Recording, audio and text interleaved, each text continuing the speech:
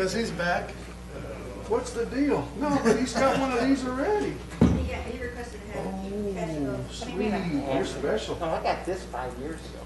That's an old one, but you had a maroon one too. Is that an old one as well? Yeah, that was 4 years ago. Oh my God. So what's special about that? You're a dinosaur. Where you been? Crawling through bushes. You got a little crud on it. Nobody will see that. That's on the backside. So what's so special about that ship? Oh, you're historical, huh?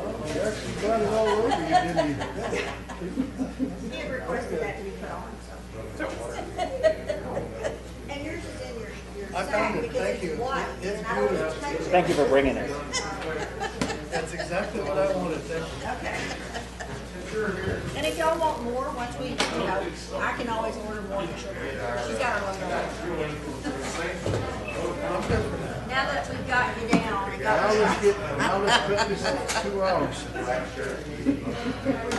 Don't worry. I want to try to make the end of a baseball game.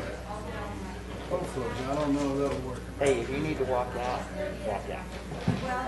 No, And I just keep it can't on do that. track. That's what I had to do last time.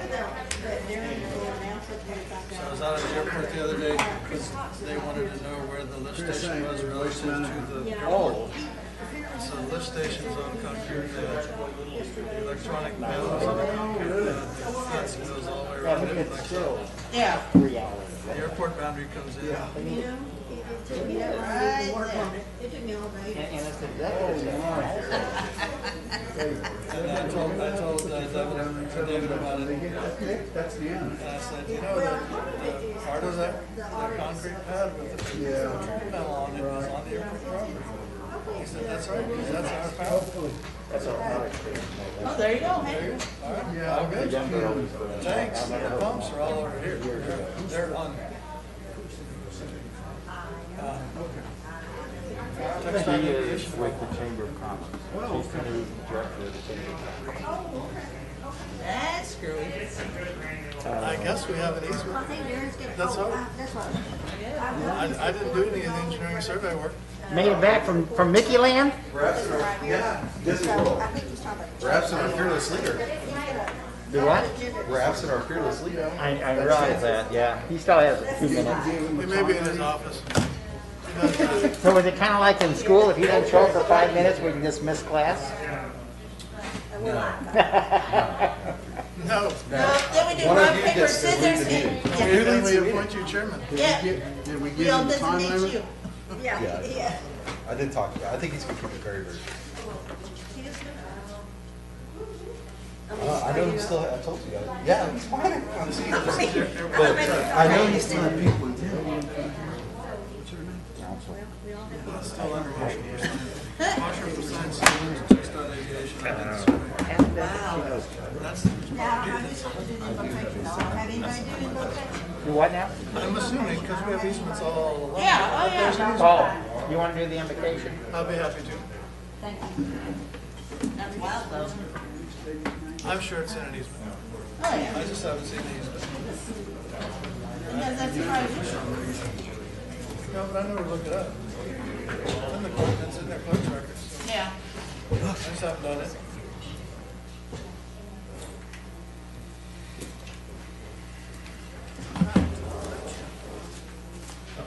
That's a nice little feature here.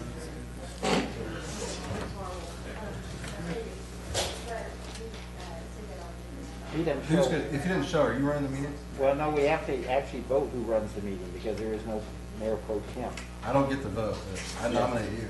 That's there, but that's not right. That's Well, okay. maybe the He'll be over in senior 5 member- minutes. Well, whoever's going to run it, I did have some, Darren and I made some notes, so I do want to be sure that.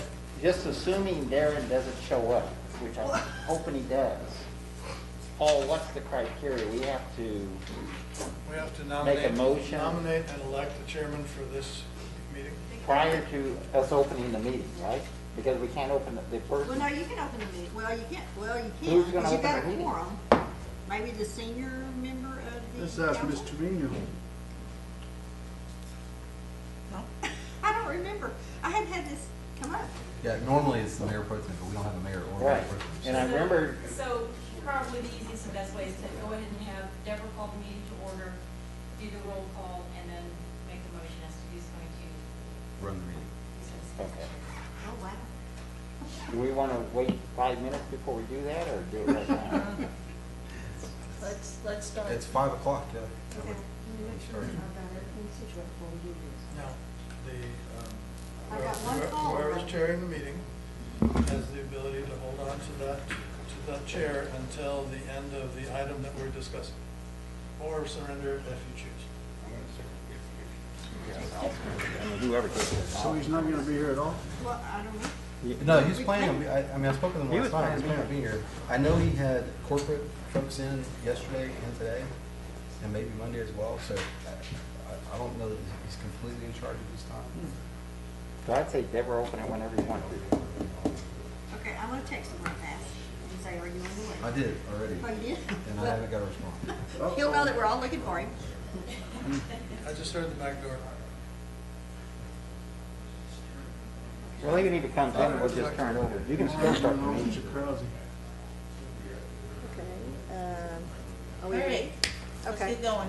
all right, let me start my recording. And I guess I announced that he's not here yet.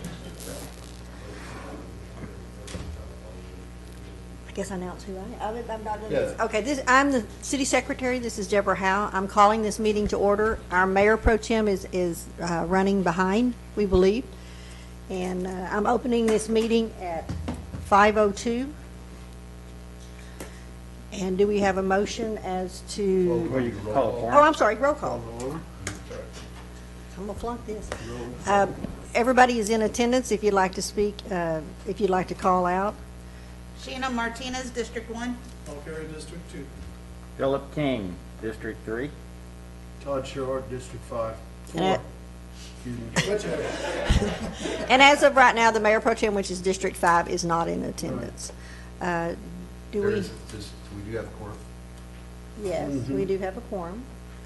And There he is. yay, and he has came to the meeting, Mayor Pro Tem Schroeder is here at 5:03. We just call the meeting to order.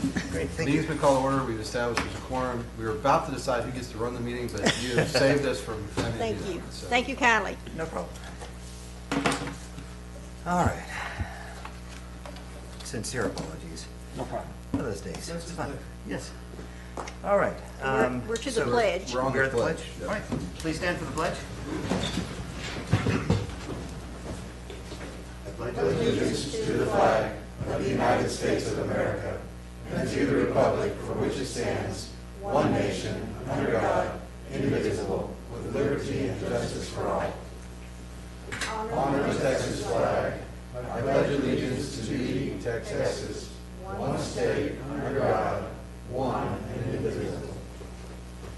Please remain standing for the invocation. Let's pray with me. Dear Lord, we thank you for today. We thank you for the fact that we are all able to be here and that we have a full house. And we pray, Lord, that you would help us to conduct this business of this city in a thoughtful, careful, and efficient manner. And we pray, Lord, that you would return all of us to our homes this evening safely and healthfully. All these things we pray in Jesus' name. Amen. Amen. Thank you, Paul. Thank you, Paul.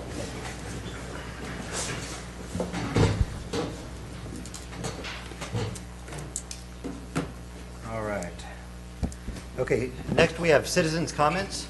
If you'd like to speak, please come up to the podium, state your name and your address, and how about it? Do we have anybody for citizens' comments? And I have someone on the line. I do have one caller. I'm not sure. All right, you want to if check they're with, interested. caller, did you want to speak for citizens' comments? I was expecting our engineer on the Alsatian Oaks. Okay. Kimberly Horn was going to be on the call, so that may be them. So. All right. But they were really just going to listen, and if we had questions for them at some point, if we're able to identify who it is, when we come to their items, Okay. they'd be available to answer those questions. All right, sounds great. And let's move on. So consent agenda, minutes for February 23rd, 2021, specially called council meeting, and minutes for March 9th, 2021, regularly called council meeting. Any discussion? I just wanted to let y'all know, the last council meeting we had, there was another set, which was the regular meeting. That day we had the special call first, and I overlooked putting them in, and that's why they're on this time. Cool, thank you. All right, do I have a motion? I so move. Do I have a second? I'll second. Is that a motion to approve the consent items? I so move a motion to approve the consent items. Thank you. Thank you. All right, all in favor? Aye. Aye. Motion passes. Keep me on track, Scott. All right, presentation by Daryl Fisher, CEO on proposed partnership. And I was just gonna ask, Oh, would it be all right if we had our auditor present first? absolutely. And then Daryl, All right, do we want ladies to, first? do we want to move this just a little bit back, or do we want to move it further back in the meeting, do you think? Which, the dream flights? Yes. No, we can do it after Okay. the audit. All right, then let's do item Tab 9. number 9. All right, so FY20 annual audit presentation and acceptance. And I apologize. So for everybody's benefit, I don't know if I had an opportunity to tell you, Mayor Pro Tem, but Mr. Cox, who's a representative with Waste Management, was going to be here to do a presentation with us about various issues. He unfortunately, well, the good news is he got his vaccination. The bad news is it made him sick. Oh. So that's the reason he's not here tonight. So that item will not be addressed. Okay. Do we need to formally skip that one? Yeah, when we come to it. Okay, sounds good. All right. Well, good afternoon, council, staff, citizens. I'm happy to be here with you all this afternoon. I was going to offer, if it's okay, I will remove my mask if that makes it easier to understand. Yes, please. Thank you very much. Thank you. Yes, sir. I'm here to present the audit for the year ended September 30th, 2020. First and foremost, I just have to say thank you to all the staff involved who go into work to help us complete this audit, particularly to Leroy Vidalis, as well as Hilda in the accounting department. But really, a lot of the staff members throughout the entire city worked with us to get this audit accomplished, and very timely this year, so thank you. Or wanted to say thanks to them. I also wanted to start off by saying we issued an unmodified opinion. That's the best type of opinion we can give. What that means is essentially the financial statements were materially correct initially, internally. We do propose some audit adjustments, especially typical type routine adjustments that are done at the end of the year. And so there would be a little bit of change from what the reports you may have been presented internally versus our audit report, but we found no controlled deficiencies or any kind of findings in that nature. To that point, we also had no recommendations to any of your internal controls that needed to be improved upon that we felt needed to rise to the level of in writing. There were a couple of minor items that we just kind of more just discussed, not official recommendations, but just points of interest. So with that, if you've got your copies of your audit report there in front of you, I'm going to have you do some flipping around, but I think for the sake of consistency or following through the audit, it might be the easiest way to go. So if you'll start off by turning to page 17.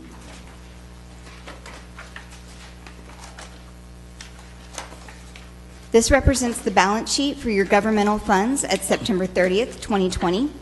I'm planning to go over a few highlights, but please feel free to stop me. I love questions, and so I'm happy to entertain any kind of questions that you may have if I don't cover something. You'll notice here that you see 3 columns, the first of which, of course, is your general fund. That's your main fund, obviously. All of your special revenue, as well as your debt service funds, would all fall into the other non-major governmental funds column. The only ones that would not be included in that particular column is related to the water and sewer fund, the impact fee fund, the water acquisition fund, as well as the airport fund. We're going to look at all those here in just a minute.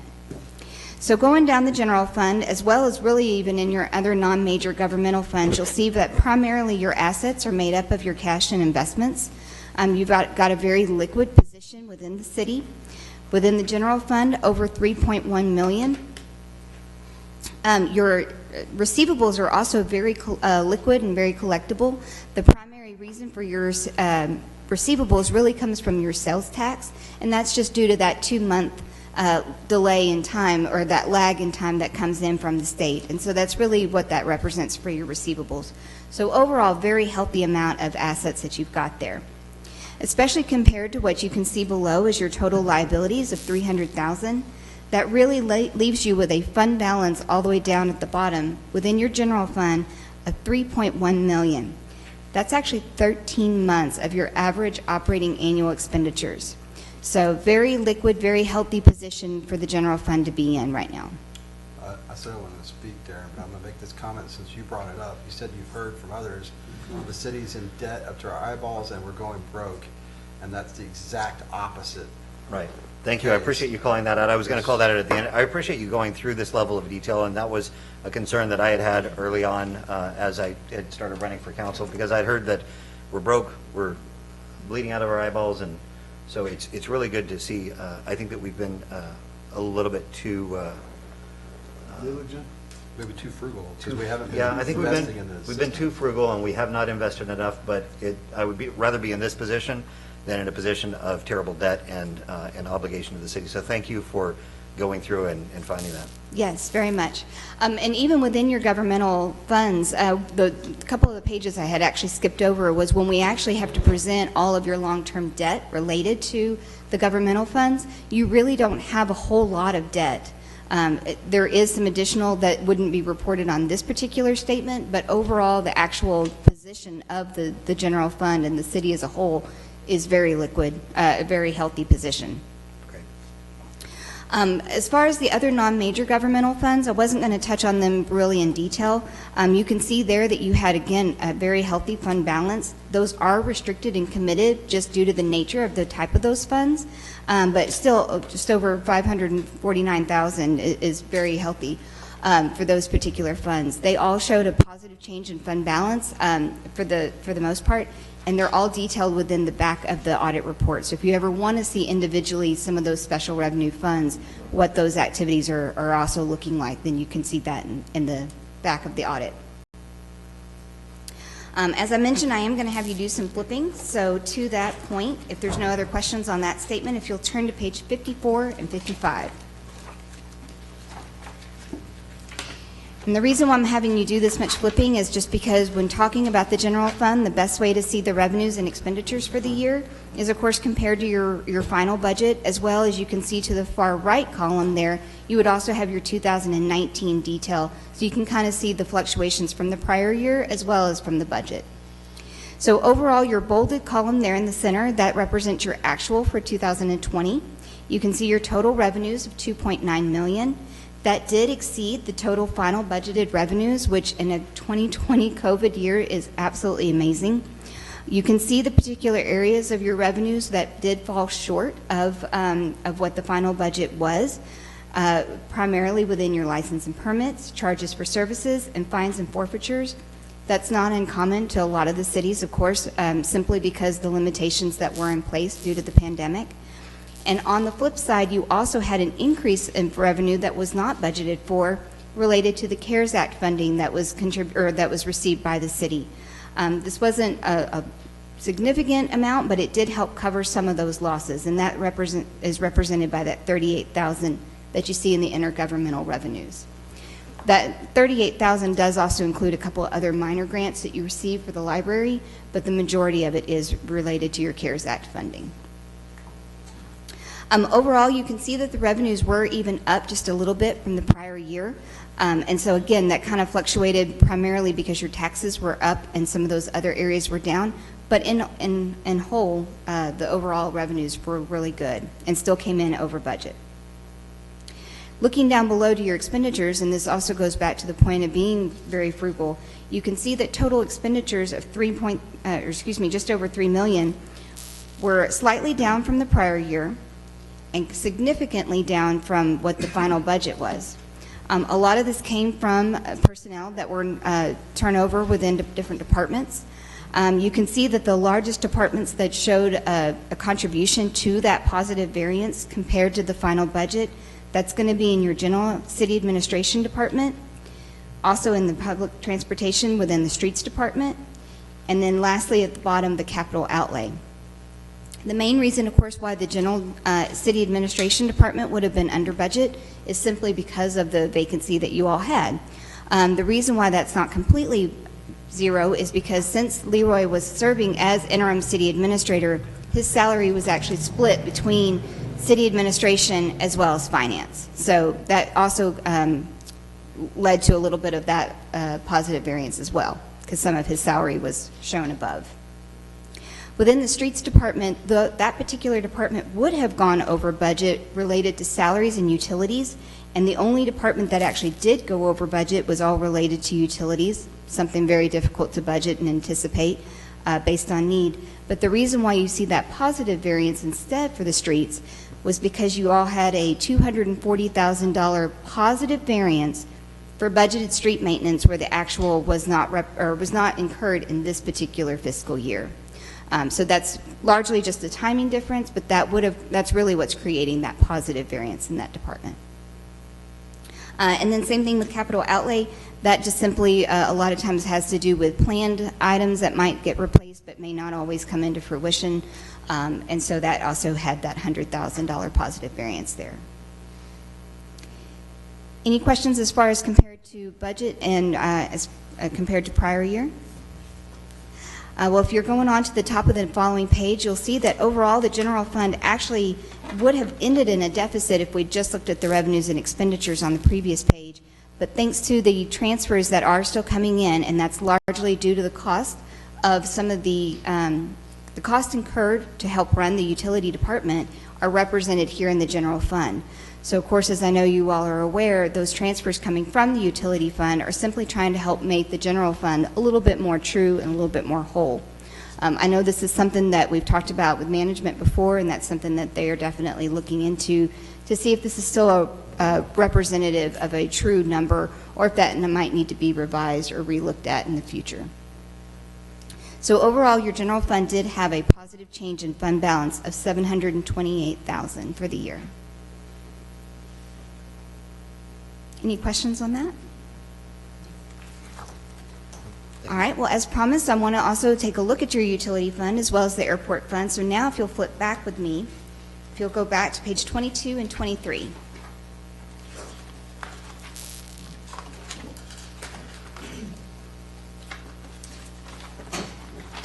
So in this particular case, pretty much everything related to the utility department is all rolled up into that first column that you see there. So that, again, that represents your impact fees, your water acquisition fund, and it also represents the capital projects fund that's related to the funding that you received several years ago from the Texas Water Development Board. A lot of those projects have started to complete or are near completion, but any of the debt related to that is all going to be represented in that first column. The second column there, of course, is your airport fund, and so I'm going to kind of go down each column individually, both on page 22 and 23, just briefly for anybody getting lost in numbers in the audience. And so you can see there that you had total assets of almost $29 million within the utility department. The majority of this, of course, is going to be in your capital assets. That's your buildings, your infrastructure, just the water system in general, as well as any equipment and items such as that. That $18.9 million is after depreciation that's being recognized, and so that actually truly represents sort of the value of those assets at this time. Your liabilities for the utility fund over on page 23. Your current liabilities of $1.7 million are very reasonable. A lot of that accounts payable and accrued expenses relates to just timing of things, bills that come in towards the end of the year that are simply paid the following month. And in this particular case, a lot of it is representative of your utilities, the gas and the CPS bill. And so even though compared to the cash that you had had on hand that we looked at on the previous page, compared to those current liabilities, again, that's where I come back to saying the city's in a very healthy and liquid position. You're able to cover those current liabilities with no problem of your cash. You do have a lot of debt, of course, within your utility fund. You can see down below in your non-current liabilities, your total long-term debt is just under $13.9 million. But that still leaves you with a positive net position. It's just the fancy fund balance word for the utility fund. But it does leave you a positive net position of just under $13 million. Again, the majority of this we pull out and we say how much of it is really related to your capital assets. Once you pay off all that debt, you can see, one, that you have a positive value in your capital asset, and you still have a positive unrestricted net position. And that unrestricted is where it's just meant to be spent on any particular item that the city wants to incur. The restricted piece of that is going to be related to your impact fees and your water acquisition. Any questions on the utility fund there? I just want to mention, so the last meeting, we approved spending about a quarter of that unrestricted on this phase one in River Bluff. Unless we go issue debt, that will reduce that by about 800,000, between 800,000 and And we'll look at the revenues and expenses for utility in just a minute, but while we're on these pages, let's kind of touch on the airport as well. The airport, of course, believe it or not, they actually, their total assets are $8.2 million.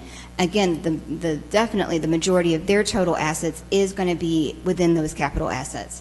And part of the reason of that, too, is because in addition to the amounts that the city has contributed towards those airport assets, that also includes any of that funding that's come through from TxDOT over the years. So particularly if a project is a 90-10 split, as I know there's another one coming up here shortly, then that 90% that's being funded through TxDOT still becomes the city's asset. And so that's represented here in those capital assets. Going over to the next page, though, you can see that the airport fund has very little total liabilities, though, so it still leaves it in truly a positive net position. Again, even pulling out those capital assets, they still have a positive unrestricted net position. Any questions on that? All right. Well, then, finally, if you'll turn over to page 24. This is now your revenue and expenses, same columns. So within the utility fund, you can see, and I'm going about halfway down the page, after your operating revenues and your operating expenses, your total operating income for the utility is about $2.3 million, which may seem like a lot, but I really feel like right now is well structured in that if you look down below, you'll see that after your interest expense, after the transfers that we just saw going over to the general fund, your actual change in net position was $1.3 million. The only thing that this particular statement doesn't include, though, is this doesn't include any of the principal payments that you have on those bonds and on that debt. It also doesn't include any monies that you spend towards your capital assets, because all of those items would be on the balance sheet that we just looked at before.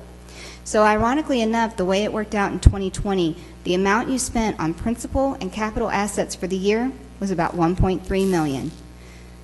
So really the utility fund, after covering the operating expenses, after covering those transfers to the general, is really kind of breaking even at this point. To the airport fund, it may look like they had a big operating loss, but the majority of their operating expenses is actually considered depreciation, and again, that's on those capital assets, which doesn't represent a cash outflow at this point. So really, their loss is more of a numbers loss rather than an actual cash flow loss. But going down below, their change in net position of $258,000 negative, again, the majority of that, there's $241 of that that's not cash related. So they're really pretty close to breaking even as well. Any questions on any of those numbers? Well, I know that was a little bit more detailed this year than I've had a chance to do in the past, partly just because last year I hated not getting to attend your council meeting in person, but I'm happy to entertain any kind of questions you may have, be it on the numbers or on our process or anything such as that. Any questions? Well, you've been very helpful through the process. Did you have? I'm sorry. No. Okay. Very good report, by the way. Yeah, very good report. I appreciate all the time that you spent while you were here. You were incredibly helpful, and I just appreciate how much you're sharing through that process. It helped clear it up for us as we were going into this, so that the numbers that you're talking about, we get some context behind them. So really appreciate the time and effort that you put into this, and it shows in the report and the thoroughness of that. So thank you for that. Oh, my pleasure. It's truly an honor to get to work with the city. Thanks. And you've been doing this for how long for us? Our firm's been with you since 2012. Mm-hmm. And you've been with us for how long? 2012. Thank you. I just wanted to call that out. You've been doing this for a long time. You know what you're looking at. I really appreciate Yes, your sir. continued commitment to the city and keeping us safe and healthy and protected against risk. I appreciate you getting into this level of detail. Thank you. Yes, sir. My pleasure. It's good Thank to you. know where we are. Yes. Yes. Thank you, Kim. I was going to mention, you helped us, Leroy and I, because it is mental gymnastics every time I have to do this, to get to a cash, available cash balance. And what you walked us through kind of, well, this is kind of the numbers you use from an audited perspective to get to those numbers. And those numbers have been shared with council and then updated recently when we had the results of this audit. Are you prepared to walk them through that? Certainly, I'd be happy to. I didn't actually do those My question is, do y'all numbers. even want to be walked through that? Because you had a lot of questions for me that you didn't throw at Kim, so I feel a little bit slighted. But it's okay if you don't want to go through that. I just, if you want to have her walk you through. That's all that means, you must have had good answers. Right, yeah, you covered it for me, thanks. I think a lot of this has been covered, and I could tell that you were working on that, with that. I think that our best way forward is to summarize some of these things and come back and demonstrate graphically. I think it would be a lot easier for us to pull out those key points, and we can go over that in a future council meeting. I feel like all of the concerns that I had, and a lot of them were around, it seemed almost like funny money. Like, we have this amount of money, and I kind of freaked out when I first heard about it. I'm like, we have way too much money. Finding out that it was wrapped up in capital assets, and it was things that you couldn't actually spend. And so, as you go through this and kind of separate those out, I think it makes it a lot more understandable. Well, that was the purpose of those slides, is to show you, here's what the spendable cash is. Yep. Now, I'm not recommending we spend all that, but you could, because it's not committed. It is cash in the bank that you own. And there's really nothing other than your own policies that would prevent you from putting that cash on any project that you designated was worthy of being spent on. There are other ramifications, as we've already talked about, but I just wanted to let you know, if we wanted to walk through that, we could, but I don't want to take more time. I think it would be better for us to summarize that in an upcoming council meeting, and especially as we start looking at how we're going to be dealing with the fund balances and that. I think that we can really elucidate, we can make that a lot more clear by making it into something that is more concise and visual. All right, so you may get a call from me later. Maybe before we start the next round of budget cycle, Yeah, absolutely. we do the presentation like that before we go into the next round of budgets for next year. Well, it's definitely going to be a part of the capital planning process, and when we talk about doing all this rate study and the cost of service study, this is going to be baked into that. We'll make that a part of the discussion. Well, and some of the key things that I'm hearing here are, and that I do want to start digging into as we go into budget, is making sure that we are spending the money that we're supposed to spend, not spending too much of it. But there are some things, and there were good reasons for them, and there were, I think there were opportunities for doing better in going through this process, and so we'll look at those. And I think it's good for us to look at where we have not succeeded to the fullest amount, not to disparage anything from past, because most of us were a part of those decisions, but identifying where we've missed things so that we can fix them going forward and continue to get better with this. And so I think For it's past, a good opportunity. city council meetings are any indication, I don't think we're going to have any problem spending the budgeted funds this year. Yeah. We've got, I think, we do have a Traco on, or a backhoe, I think, on for this agenda, so Yeah. we're checking the boxes. I think it's important to remember that we're not here to make a profit, we're here to serve the city. Right. And a breaking even, having these budgets run very close to actual, I think is Right. a compliment to this group. Absolutely. I would I think agree. that if we fall short, if we come up with a negative fund balance, then we've not done our jobs fiscally, and if we have a positive fund balance that's too much, then we're not doing our service to the community in terms of, customer service and making sure that we're getting what we're paying for. So, good point. All right, any other comments, discussions, questions? Well, and we're certainly available to come back for any other council meeting, not just the one that we present at. So if there are further questions that you think I'd be helpful in, please include me. I'd be happy to help. Thank you very much. Thank you. It's 5:30, so I know you had a meeting. All right. So we want to go back then to item number 7? Yes, sir. All right, so number 7, presentation by Daryl Fisher, CEO, on proposed partnership between the city and Dream Flights for hangar space at the municipal airport. I really appreciate you coming in. I appreciate the time that you've spent with us, over the last few weeks, and what you're doing is really amazing. So looking forward to hearing this. Thank you. I really appreciate the invitation and your consideration of our partnership via lease on Hangar 2. First, let me say I like Castorville. I've been coming down here for quite a while. I like your city. I like your airport. based on the way you opened your meeting and based on the financial health of the city, I love it now.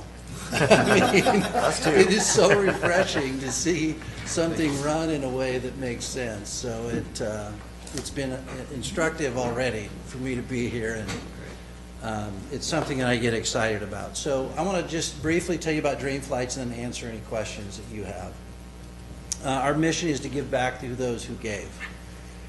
And we do it in a very unique way. Todd, if you want to go ahead, or Scott, if you want to go ahead. I'm trying to make sure, is this in presentation mode, Leroy? He just walked out. He just walked out. Oh, okay, that's what it is. I was like, I'm not seeing a presentation. So I will. Our mission is it's really simple. We connect. This is all we do. We make magic, and here's how we make it. We take a 1940s biplane and a pilot and a senior veteran, primarily in nursing homes, assisted living centers, and retirement centers, and we connect those three things. And when you connect those three things, magic happens. Lives get changed. And we're giving people their last best experience. I love this photo, Daryl. I'm sorry. Yeah, I know. You've got this gentleman who obviously is... He trained in those airplanes. I mean, he brought a picture out, and you can see that he's pretty happy about it. Yeah. So that's what we do. Just to simplify it, we connect the pilot, the airplane, and the veteran. And there are people that think they're done flying. So when they come out to the airport and they see the airplane and their family and their friends are there and photographers are there and we're taking pictures and they're a hero for a day, it changes their life right before your very eyes. So we are a nonprofit, a 501c3. We incorporated in 2011. During the whole scandal with nonprofits, we got our certification in about 3 months. It was beautiful. And we honor veterans, seniors and military veterans in nursing homes, assisted living centers and retirement centers. And we do that because they can't get out. Their life is pretty shallow and it's pretty narrow. And so we go to them. And we'll have 6 airplanes this year. And we've flown in 41 states. 4,242 Dream Flights, and including Alaska. In 2019, I flew an airplane from Carson City, Nevada to Alaska, and that was quite an adventure. And can't say that I want to do it again, but we got it done. With an octogenarian on board? No. I had a mechanic on board. Fortunately, we didn't really need him, but it was an adventure. So COVID shut us down in 2020, as you might imagine, with this whole senior living thing. So we didn't stop. We said, look, what can we do? And I got to thinking about our World War II veterans. And we're losing them at just an alarming rate. And these people are heroes. I mean, I've heard the stories. The gentleman in there is a Pearl Harbor survivor, the one standing up on the left, Will. He just passed away last year. So we said, why don't we take... Crazy idea. Why don't we take all 6 of our airplanes in 2021? We'll start August 1st, and from August 1st to September 30, we will fly all 6 airplanes every day, barnstorm the entire country, only flying World War II veterans. And we're going to call it Operation September Freedom because, if you'll recall, in August of 1945, the war effectively stopped. And in September 2, 1945, the surrender agreement was signed, and it officially was over. So why don't we perform the last operation for these veteran heroes? So that's what we're doing. We're here this weekend. We have 12 pilots here coming in tomorrow. We'll have 35 pilots on May 1 through 4 here with 4 airplanes doing training on safety, on flying, on the Dream Flight experience, and the whole 9 yards, preparing to leave and perform the mission August 1st.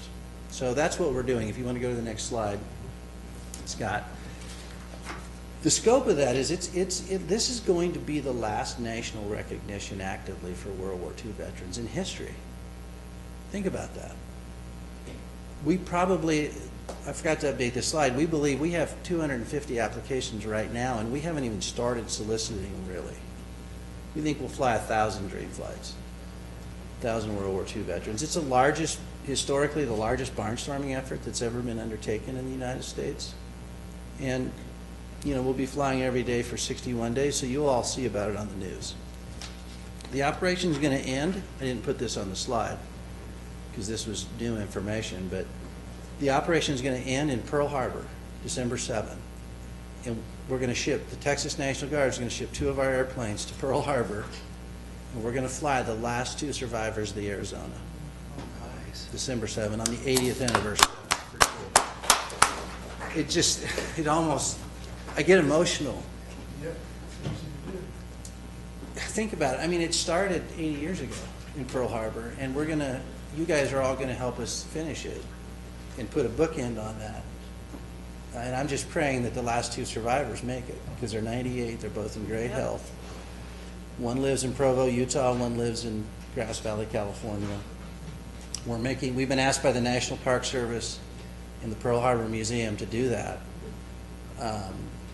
I should be in contact with them in the next couple of weeks and go visit with them personally and make sure that we can get this done. Go ahead and go to the next one. I think you missed one. Yeah. So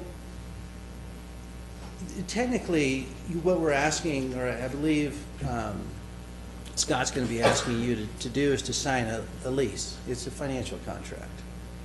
But it's so much more than that in my world. It's a partnership. And in partnerships, you not only take, but you give. And so what we're going to do is we're going to house our 5 of our training airplane is going to be based here. We call it Dream Flights University. So we want to make Castorville a home, permanent home of Dream Flights University, where all of our training takes place. So when new pilots come on board, they're coming to Castorville. That's the first place they start. Any type of corporate training we do will happen here. We're going to move our annual meeting here to Castorville. So our airplanes, our training airplane will stay here permanently year-round. But we'll have 5 airplanes here. 4 of them will come in mid-November. We'll fly them regularly, we'll maintain them, we'll train, we'll do everything we need to do, and then they'll leave mid-March, 1st of April, and go all over the country to go to work. And then when it gets cold, Veterans Day, we'll bring them back. In that off-season, when we're doing training, we want to have a Veterans Day here in the spring for Castorville veterans. And we'll do some training with that. It's not going to cost us anything extra. It's things we need to do. But we want to have a Veterans Day here. We want to host it, invite other airplanes from around the state to come in and show their support for what we're doing, and give 20, 25 flights every year. We have some other things planned. We want to promote Castorville as our home for Dream Flights University, and we want Castorville to promote us as being proud to be host and be the home of Dream Flights University, because I think it's mutually beneficial. So we'll tell the Castorville story all over the nation. But again, we were asking you, I think, and Scott will walk you through it, to sign a lease arrangement. So we have some permanence. We can make investments. You can make investments. We know we're going to be here, but it's so much more than that. That's the way we're looking at it. This is all of our contact information. So you can go look and see what we are and what we do. Go ahead and go to the next one. I think there's one more. But we're grateful. We really are that you're considering this. That's not you in the photo. That's not me. Not this year. That's me in about 25 years. Actually, if you back it up a second to the next slide, I'll tell you that's Lieutenant Colonel Richard Cole. And he was the last Doolittle Raider, and he was Jimmy Doolittle's co-pilot. And I flew him in San Antonio out of Stinson, I think it was 3 or 4 years ago, and it was just a phenomenal experience. So, all right, so I'll take questions, Scott. I'm going to mention this, a couple things. So we're going to go into executive session. Our attorney will give Darren the language that we need for that a little bit later, since this is already on the item. It is something we seek her advice on, and I'll talk about the specific terms in that meeting, since this involves real estate. But I did want you to hit on just kind of your other partnerships. Oh, yeah. Only reveal what you want to reveal. Yeah. But I was really, I was really impressed with what you've been able to obtain and the relationships that we've developed and what those are based on. I We're- think that's kind of important. We're very lucky, okay? We're very blessed. And I have to say, it's driven off of our mission. And we've stayed true to our mission. And so our primary sponsor, if you will, is Sport Clips.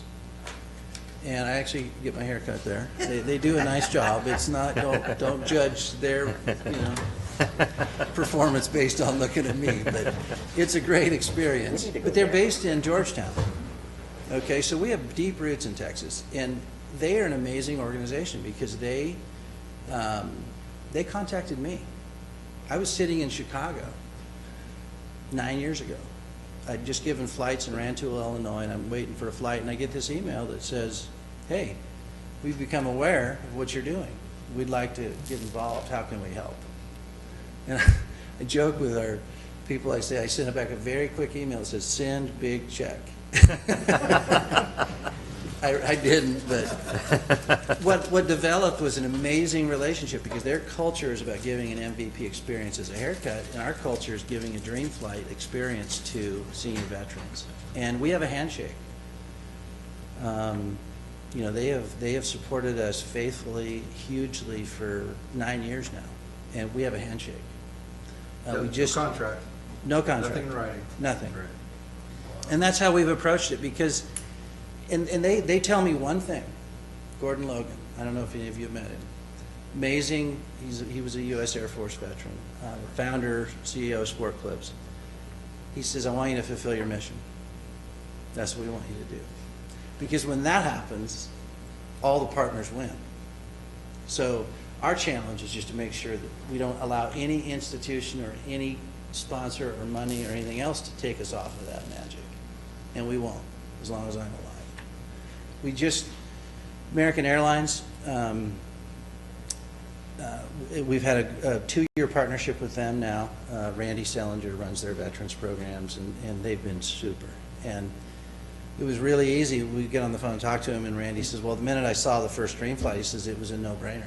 He says, we couldn't help but be involved, Veterans United Home Loans just came on. We have no contract with them. Big sponsor.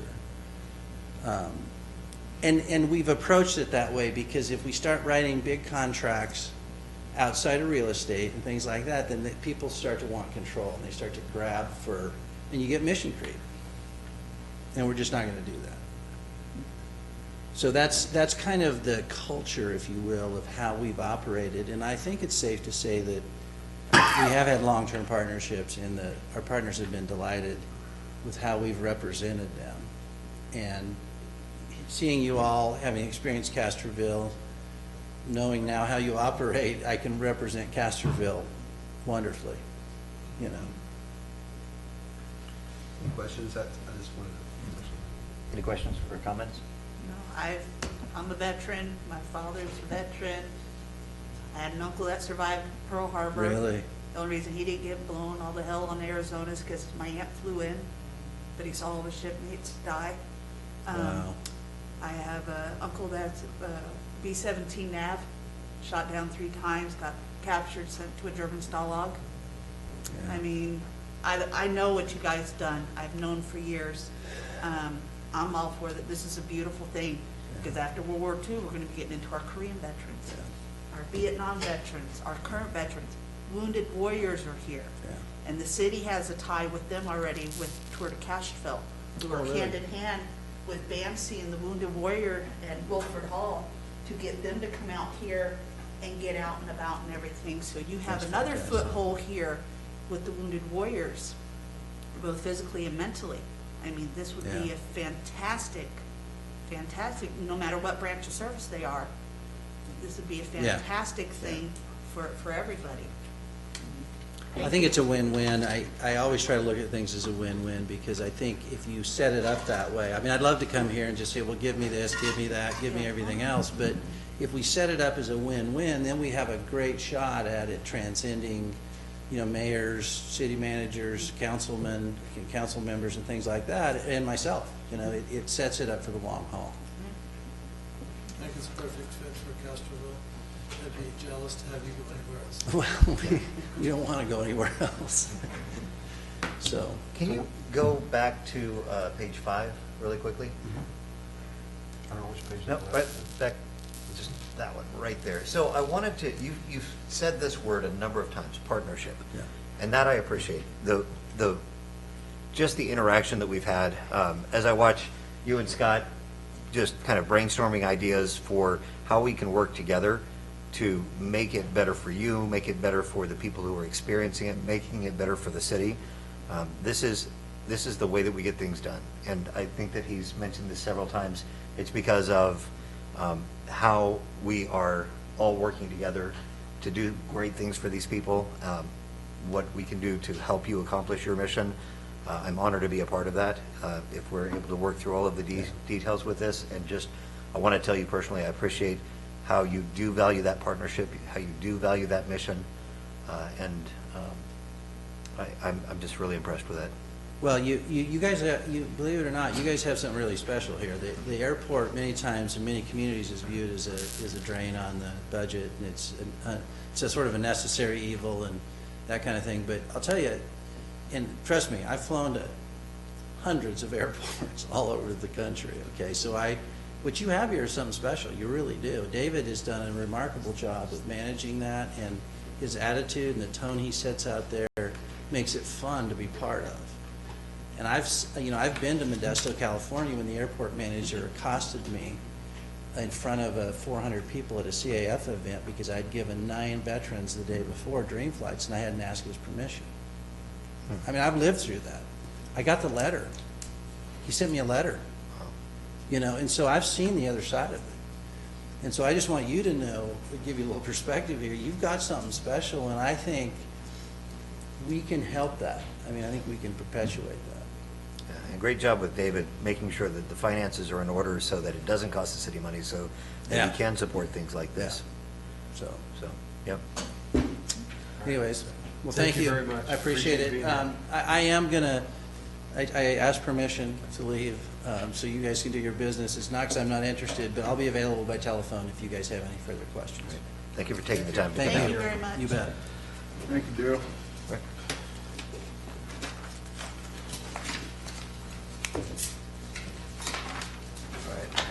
So going in order, the next item would be item 8, which Okay, is. so, and we are going to defer this one to next time. All right. Number 10, the Mayor Pro Tem report. Do you have the I do. PowerPoint? Okay, good. Thanks. Miss Councilwoman Martinez hit the lights a little too soon. I was turning them on for you to see the tab. And I also gave everybody a hard copy, Mayor. There you go. Yeah, so you should have hard copies of both, this one and the other. All right, so let's talk through some of these. All right, so, and I'm going to brush through these as quickly as possible. I know we have limited amount of time, so I don't want to ignore anything, but I want to hit this thing head on. Let's go to the first one is the power outage in River Bluff. So, the good, the bad, the ugly. The good is the outage occurred in the area that is committed for the next phase of electrical system upgrades. Now, I want to be careful. We've talked about this as phase 1. This is the next phase that we're going to be going through. There have been other things that have happened in River Bluff, but this is getting back on track. River Bluff has had a failing electrical for quite some time, and so this is us getting back on it, and this luckily will be a part of that first phase of upgrades that will happen. When are we targeting that completion, do you know? So I think we're already going out to bid, or at least we're getting the engineering documents together to go out for bid. So it's a normal construction time frame, 3 to 4 months to actual start construction. So we got to go through the process of Feet on the ground. bidding it out, Yep. getting the people in here, getting them approved, getting the contract approved, getting it awarded, all of that stuff. Yeah, because we're still on the temporary fix. Right. They were able to get the top of the hill back on, but my side of River Trail is still on the temporary fix, which means they got a cone out and everything, and a cable connecting from one to another, and the cones are out there, but I mean, Yeah, I saw you out there communicating with people while they were doing that. Thank you for doing that. yeah. And I want to touch on that in just a second as well. So This is something that is long overdue and is critically needed. We are going to come back with other details as we work through this process. I know that Scott is looking at many different aspects of it. It's a pretty complex thing that we need to get done, within this fiscal year. Is it? Well, again, we'll talk about timeframes coming up. Once fully engaged, city staff worked very hard to fix, and we're able to get it back up in a few hours. And I want to touch on this in a second about the bad. So there were some gaps in communication. I feel like there was poor escalation. Reporting procedures caused a delay in response to outage. So the second item under the good, once they were engaged. The problem is that our communication systems, the way that we're escalating these things, identifying where the blast radius of the outage is, there was an understanding that it was a couple of people, not like A third of the neighborhood. a third of the neighborhood, which is a lot of people. So it was much larger than the, and honestly, we shouldn't, even if it's 2 people, we shouldn't allow 2 people to be down all day, but it's getting through those things and understanding, especially as the greater number of people that it's impacting, that's worse and worse. So once they got engaged with it, they were able to get it going, and they were all over making sure, I know that they were trying to find the best way to get through this. And then the other thing is that the notification system didn't provide timely updates. And we've talked about this before. I want to make sure that we're setting up procedures so that we're proactively notifying people, giving them updates through the iInfo. I think that this is the area of customer service that we need to work on the most, is that communication. When bad things happen, bad news spoils very rapidly and stinks the more you let it sit. So that's the kind of thing we need to get in front of. And if there are issues, whether it's failed infrastructure or whether there's been a mistake or an accident, we just need to make sure that people know what's going on with that. And that's where I thank you for getting out there and talking to folks and letting them know what was going on. And see, what upset the people in my area the most was we lost power at 10 o'clock in the morning. Yep. When I got home at 2:30, because I was at work, I get home at 2:30, still no power. Received no message, nothing. So I called Leroy, because you were out of town. He's the and nobody here knew what I was talking about. So he's like, let me call and ask. So an hour after I talked to Leroy, so 3:30 was the first time a message was sent out. Major failure. And I mean, while I was waiting for Leroy to call me back and everything, I went up to the top of the hill to start trying to figure out what was going on. Because here we're going to have kids coming home soon from school and everything. Come to find out later, we had kids that are homeschooling instead of physically, they weren't able to do their classwork or anything because they had no power at home. So that added to the issue of, okay, come on, you've been working on our power outage, trying to figure it out since 10 o'clock in the morning, and the message didn't get sent out till 3:30 in the afternoon. Yep. Big problem. Agreed. And I think that gets resolved as we start working into better communication, better escalation procedures, and getting the checks and balances to make sure that, I mean, this was a miss. This is just something, it was a mistake, that it wasn't caught the way that it was, and I believe firmly that we can fix this through the proactive measures that Scott is already taking and working through. So I do feel like this is something that we need to fix, and I feel it's being addressed. So, but I do want to hit that head on and say, we need to do better. So, Well, part is just understanding what the expectation is. I think our staff is more than capable of delivering, but they need to know, what is our expectation? What is it? What do we consider acceptable? And what kinds of information we have and when and by what methods? So as we do a better job of establishing what that policy is and what it looks like, I think they'll do a better job of responding. So that's what teamwork's about. Absolutely. We'll get on it. Great. Somebody's got to know it's your job to let somebody know it's going. Right. And if everybody's just focusing on fixing it, nobody's talking to anybody, then nobody Right. knows. So. And I've got some specialists, we talked about this, I've got some specialists that are willing to volunteer some time to come in and help us out with that. Some people that deal with critical facilities escalations and procedures, so. Communications. Yep. All right, moving on to Castor Parks and Recreation Planning Meeting. So this is a picture of a park. It didn't blow up very well, but there it is. So we did the planning meeting. Devin has done a great job of pushing this forward through COVID, trying to get communications out. I know we had some great plans to get out and see the community, and then COVID kept any kind of that kind of group communication at bay. But there have been we had good attendance, we had some great ideas. I said normal response rate. Devin was actually, he's like, man, I wanted to get more people in, but what he found out was we actually got about a normal response rate for what we had. Have we had more that have come in since then?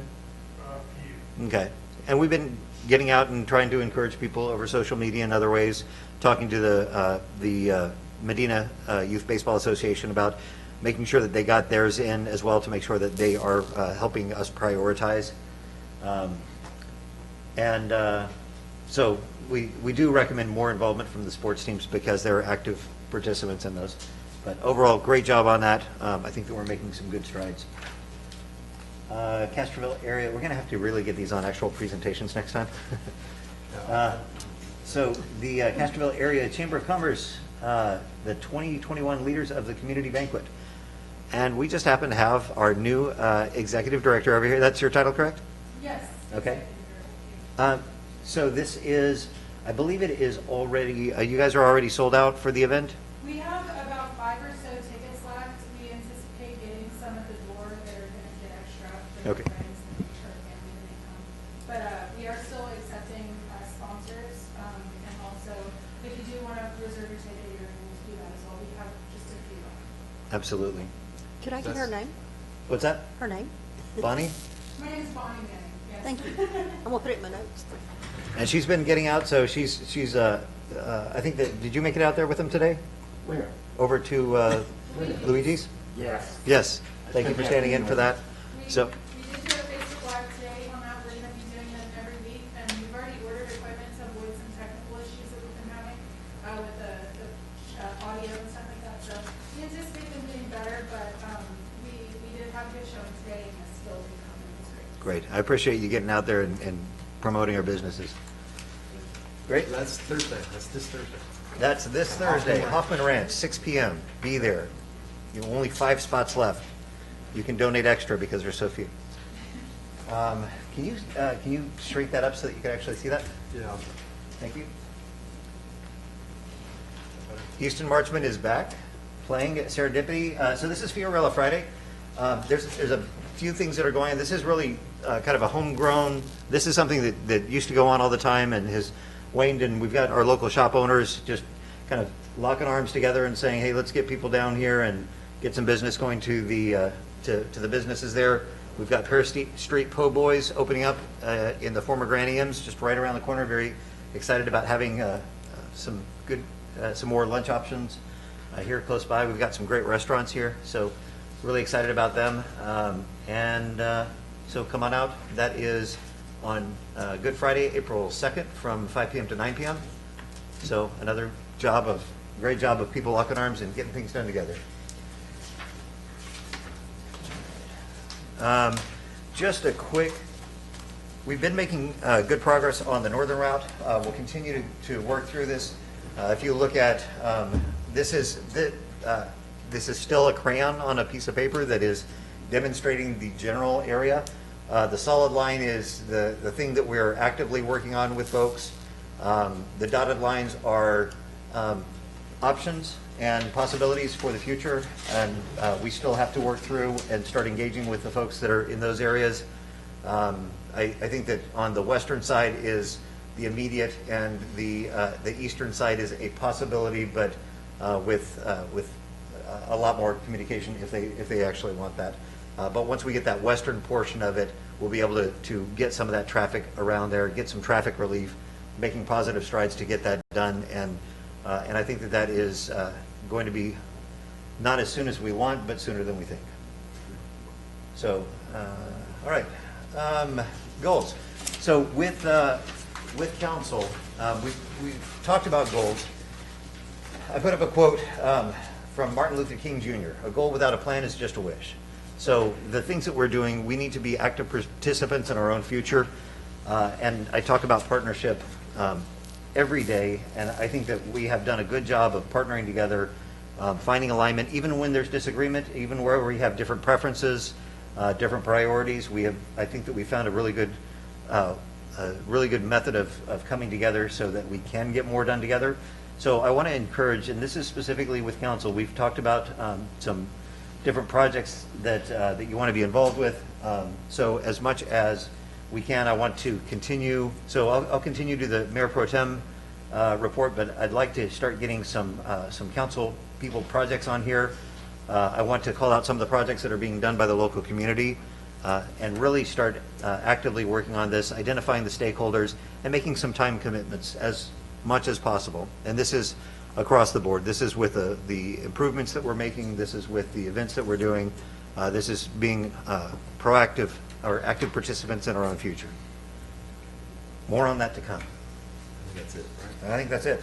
You were going to mention the newsletter. Oh, the newsletter. No, there was one more. So I've gotten really great response from the newsletter. Helen Delavan had sent something out, a thank you for the amount of information that's going in there. I think that we will continue to work through that and make that better and better each time. Thank you, Angela, for all your hard work on that, and Scott for making sure that we're getting the right information in there. And I'd encourage all of you and folks that are watching online, please give us feedback on that. What do you want to see that's not in there? What's not working for you? What else would be good for you? So thank you for keeping me on track. All right, next item. Thank you for letting me take some time with that. I think that's all really good, positive stuff. All right, number 11, consider and take appropriate action on approval of advertisement for bids for construction contract on Alsatian Oaks Sewer Main Extension Project. If I may, I would ask that we move this to the end of the agenda after our executive session. One of the items that we want to talk about is the potential of having that done privately. So we will move this after number 23. Just make a note here.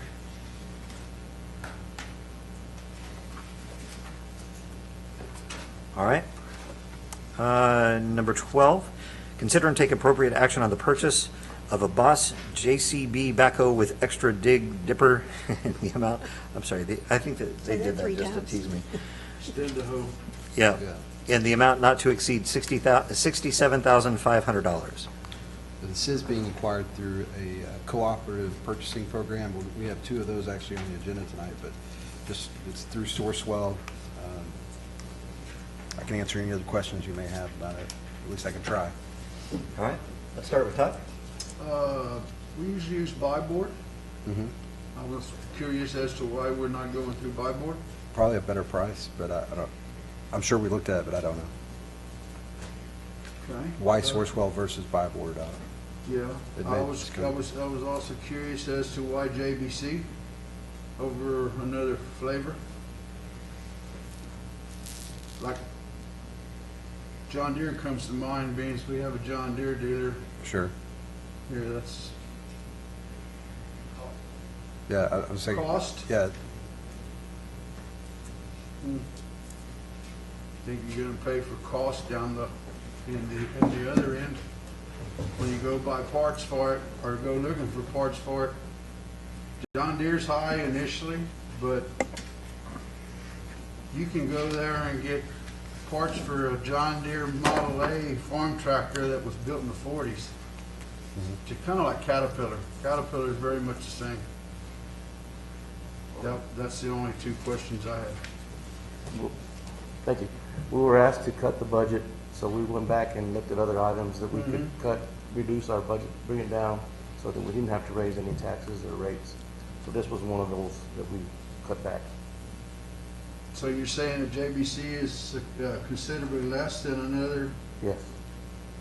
Do you remember know what the delta exact is amount? off the top of your head? No, that's coming ahead. I was afraid of that. Don't think that's a good situation, but that's what y'all want to do.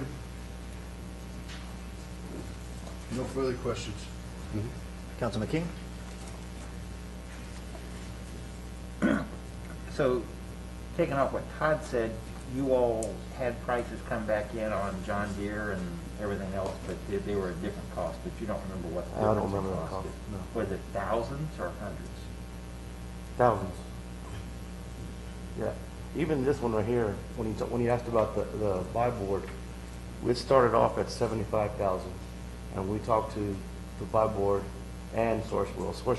Sourcewell was able to get down to this amount. Talking about the same machine Same machine. from buy board to Sourcewell, you That's said? correct. Yeah, it's called Sourcewell. Okay. 75,000 was budgeted, and this is what it came down to. I hope you'll take care of it.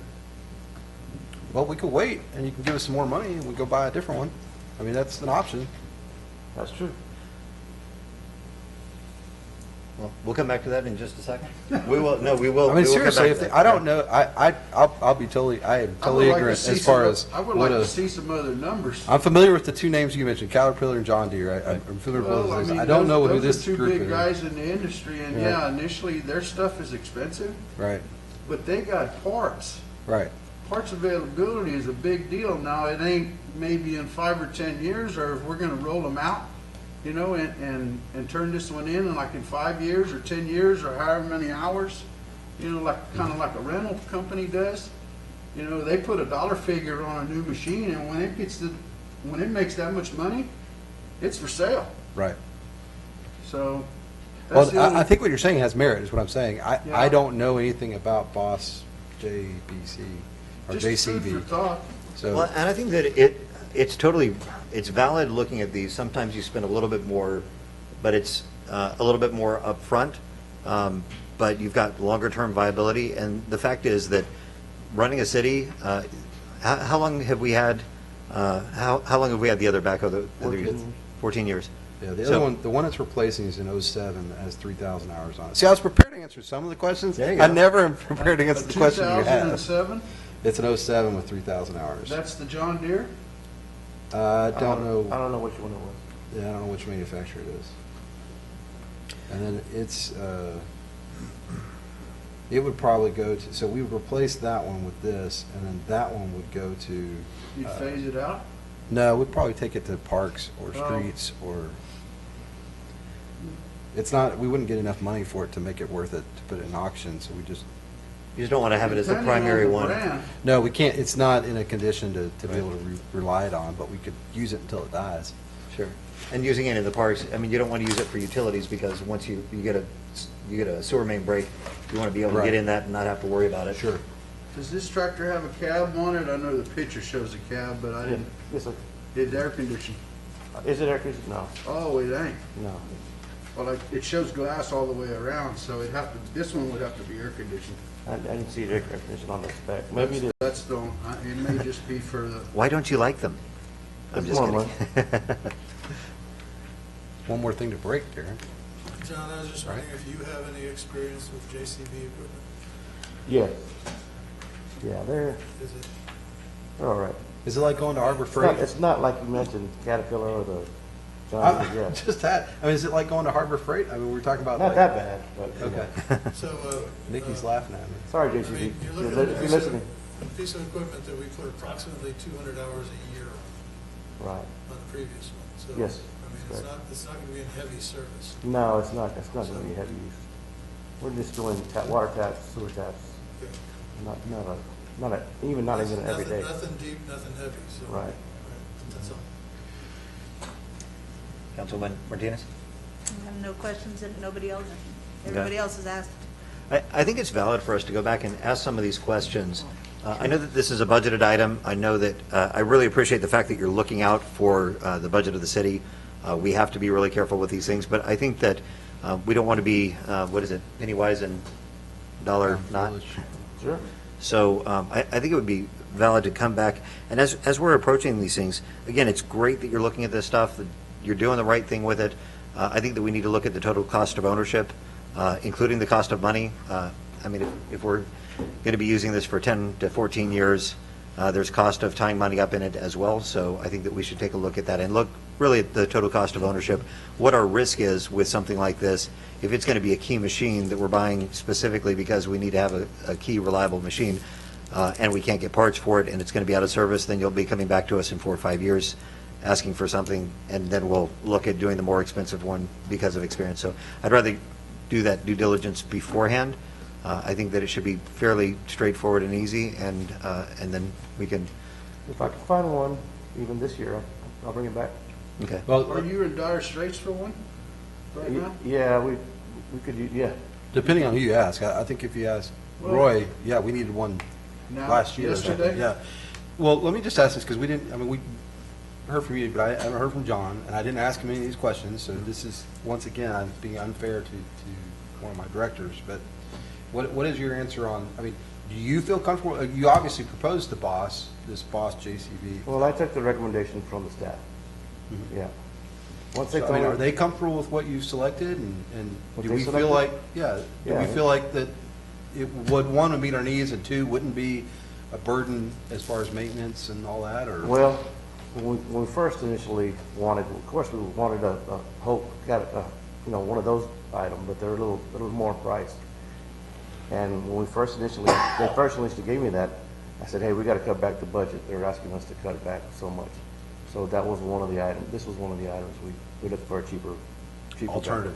Yeah. So, and I, again, I'm throwing numbers out, but, I mean, I would imagine a Caterpillar, same tonnage, same size, it could be as much as a $20,000 difference. Yes, definitely. $95,000 machine instead of Right. a $75,000 machine, right? Mhm. So, just to give you scale, Right. and really it's, I mean, It could be. we will do whatever you ask us to do, but I just don't want you to think that we're about to buy a pile of crap, and I think No, it's I been vetted. I think they're okay with it. There is, I think you have some valid concerns, Commissioner Shearhart, or Councilman Shearhart, but the question is, well, do you want to pay the extra money, the other $20,000 for something that you're going to use 200 hours a year? Councilman Carey brought up a good point. If you're gonna put 200 hours a year on it, or less, and, well, I'm just saying, that's gotta be a factor in your mind as far as what machine you're going with too. I mean, what kind of a warranty are you getting with this? Are you getting a good warranty with it, or a better warranty than? Do you people would still with- offer those? I'm sorry? Do people still offer good warranties? I don't- Oh, yeah, Yeah? absolutely. Yeah, they expire about 2 months before you need them. Right. So, those kind of things in mind, I could support this for you. I mean, I don't want to shoot you down here. I'm just trying to be the devil's advocate here. That's all. What would you recommend? I mean, you I'll brought this go back- I'll forward. go back and see if we can get something that's more. I mean, I'm not hearing any numbers, I guess, is what I'm hearing. Either from- 75,000, which is what you approved. We got this for 67.5. We could get a Caterpillar, is what I'm hearing, is for like 95,000. If 95? But we can come back in 2 weeks. Yeah, if I may, I think that we should, again, I appreciate you looking out for the budget. I think that's really, that's good. That's the right thing to do. But I think that we need to just really set the precedent. I want to make sure that we're sending you a clear message. What we'd like to see is due diligence and know exactly what the differences are. You've done a great job on reducing the budget, being very creative, trying to find new areas to go and buy it. So great job on that. I just think it would be better to, let's take a look at what is our risk with this, what is the life expectancy of this, and just make sure that it's a good, both short-term thing and a long-term. I'm sorry to interrupt you, but I just want to, so the choice is to table this item with the understanding that we will come back with probably, I guess, a Caterpillar, a John Deere, and this one. What one broke? One of the top one? All right. Well, it's You not. bring us it's at not least all or 3 nothing, options you to know. show us, here's what a top tier, a mid-grade, and what you've already brought us. Here's what their ratings are, if you want to look at some type of rating, and what the cost differentials are. What about That'd a be great. case? And like to look at warranties as well. In my opinion, they're about the same. Cases in JBC? I would have to agree with you. Yeah. Okay. All right. Great. Thank you, So- John. So tabling the item, Table that one, yeah? okay? Do we have a motion for it? Do we need Do you a, want one? okay, let's pull that item. Okay. I used the wrong terminology, I apologize. All right, so we're pulling number 12. Is that correct terminology? All right, thank you. All right.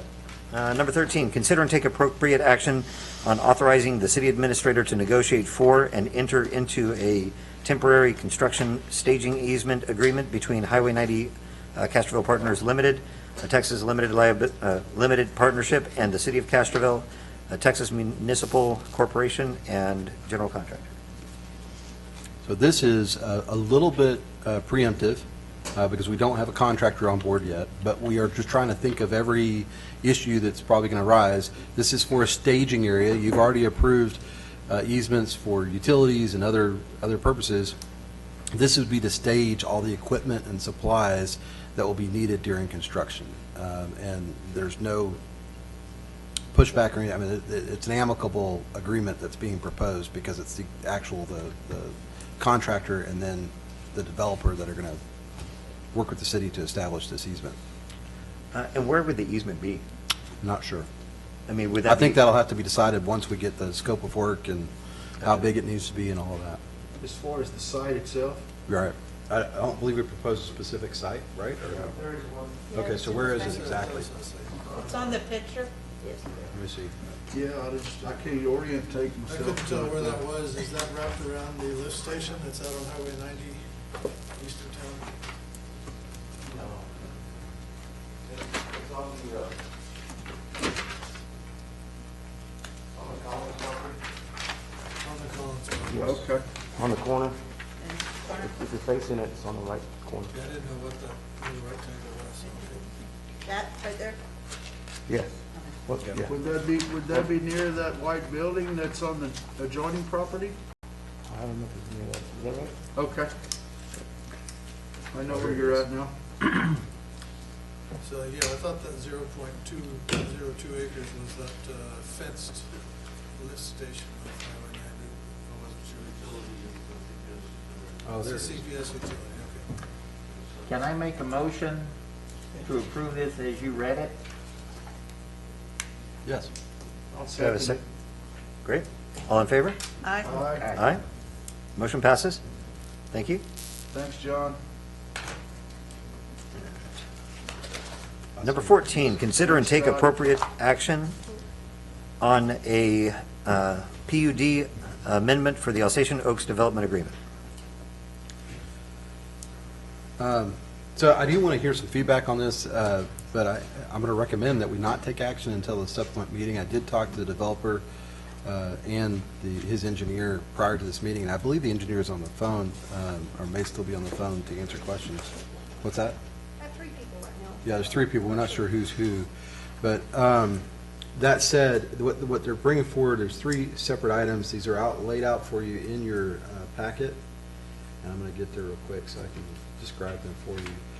One was just simply an effort to, as part of this agreement, they have to dedicate open space. So this would be a way to tabulate that open space and recognize it as it's donated. That's what's being proposed. So there's no objection to that. Certainly, we like the thoughtfulness and the intent to kind of keep a track of it. So that's what that's trying to do. The other item is that the trail exhibit. So they had come to us in that commercial zone. It, according to our ordinances and to the agreement, they are to construct 2 6-foot walking paths that go immediately behind the curb. And in that one, they're ugly, and 2, they had an alternate recommendation of building a 10-foot wide, a single path, 10-foot wide that meanders and maybe is a little more aesthetically pleasing. Once again, staff doesn't have an issue with that. I think that's a better alternative, honestly. What the packet depicts, you actually have a couple of illustrations. One shows what that would look like in the commercial area, and the commercial area would continue to be a sidewalk next to the curb. And I may have just misspoken. I don't know if there's actually a little green belt. I think there is between the curb. There is according to this drawing. Right, I believe there is. And then there's another depiction of what it would look like inside the residential area. So again, staff doesn't really have an issue with that. We'd like to hear your feedback back. And then on the third item was, I think, tombstoning a prior decision that had already been made, an agreement that had been made back in August, and just formalizing that in the contract. So that's really not a decision point. It's already been made. We're just updating the contract to reflect that. So those are the items. This is something that we can discuss in executive session along with, I'm hoping Ms. Councilwoman Martinez is going to be okay. We'll discuss that along with what I stated earlier, which is I think we're coming to it, going out for bid. I'd asked to put that after the executive session. So these are two items that we may want to discuss in greater detail. But just like to hear from you, do you have any concerns about, going down to one walking path that's 10 foot wide versus, 2 6-foot wide ones? Any issues with what they I believe that proposed? Our development guidelines are a little bit out of date, and this is a much more forward-looking and modern procedure, and I don't have any objection to it. I have no problem with it. Councilman King? We have an engineer consulting with us on this stuff? We do. Again, I think that we have a meeting, Darren and I and Clayton Benford, with the developer and his engineer this Thursday. So one of the reasons I wanted us to have this discussion kind of openly was so that they could see the indications from council that we're generally okay with what they propose, so that they can move forward with their planning. The only reason I'm recommending we not take formal action on it tonight is simply because we're going to have another meeting this Thursday, and there may be other items we want to incorporate into the agreement, and we'll have time to do that. I asked them very pointedly during the call today, is there anything in this that would slow you down? If we don't do this tonight, is there an issue? And Will said no, that as long as it's done by the following meeting, he's fine. And I don't think that'd be an issue. This also follows our format of bringing something to you, discussing it, and then bringing it back to you for a decision. So I feel more comfortable about that. The other thing that gives me pause is simply that when I called Mr. Benford about this earlier this evening, he hadn't seen it and wasn't aware of it.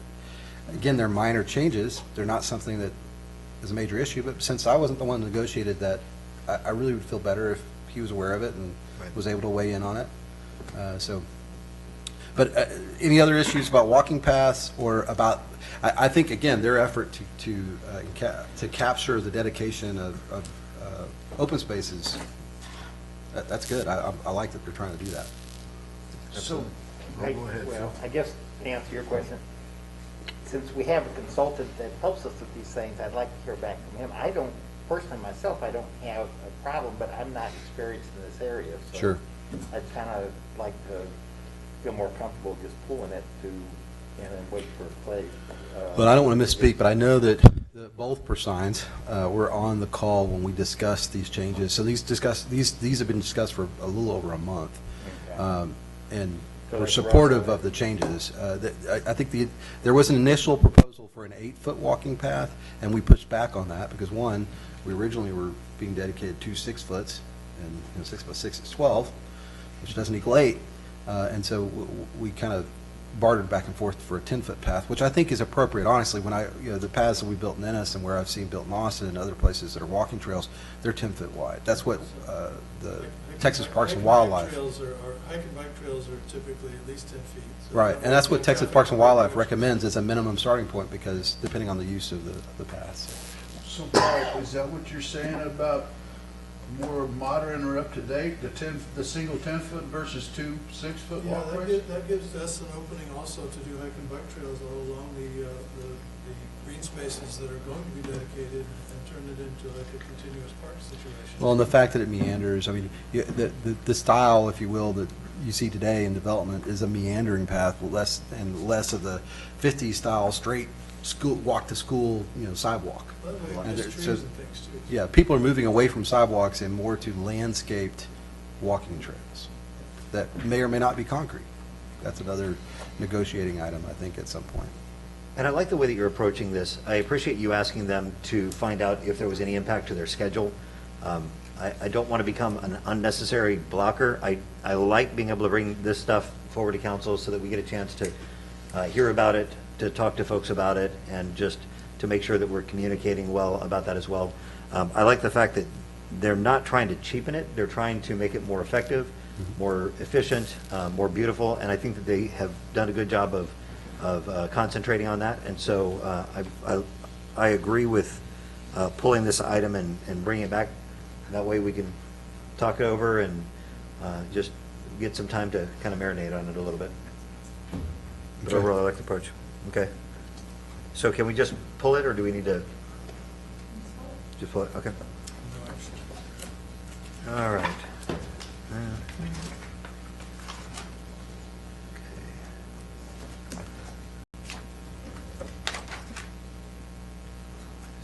me see, which one are we?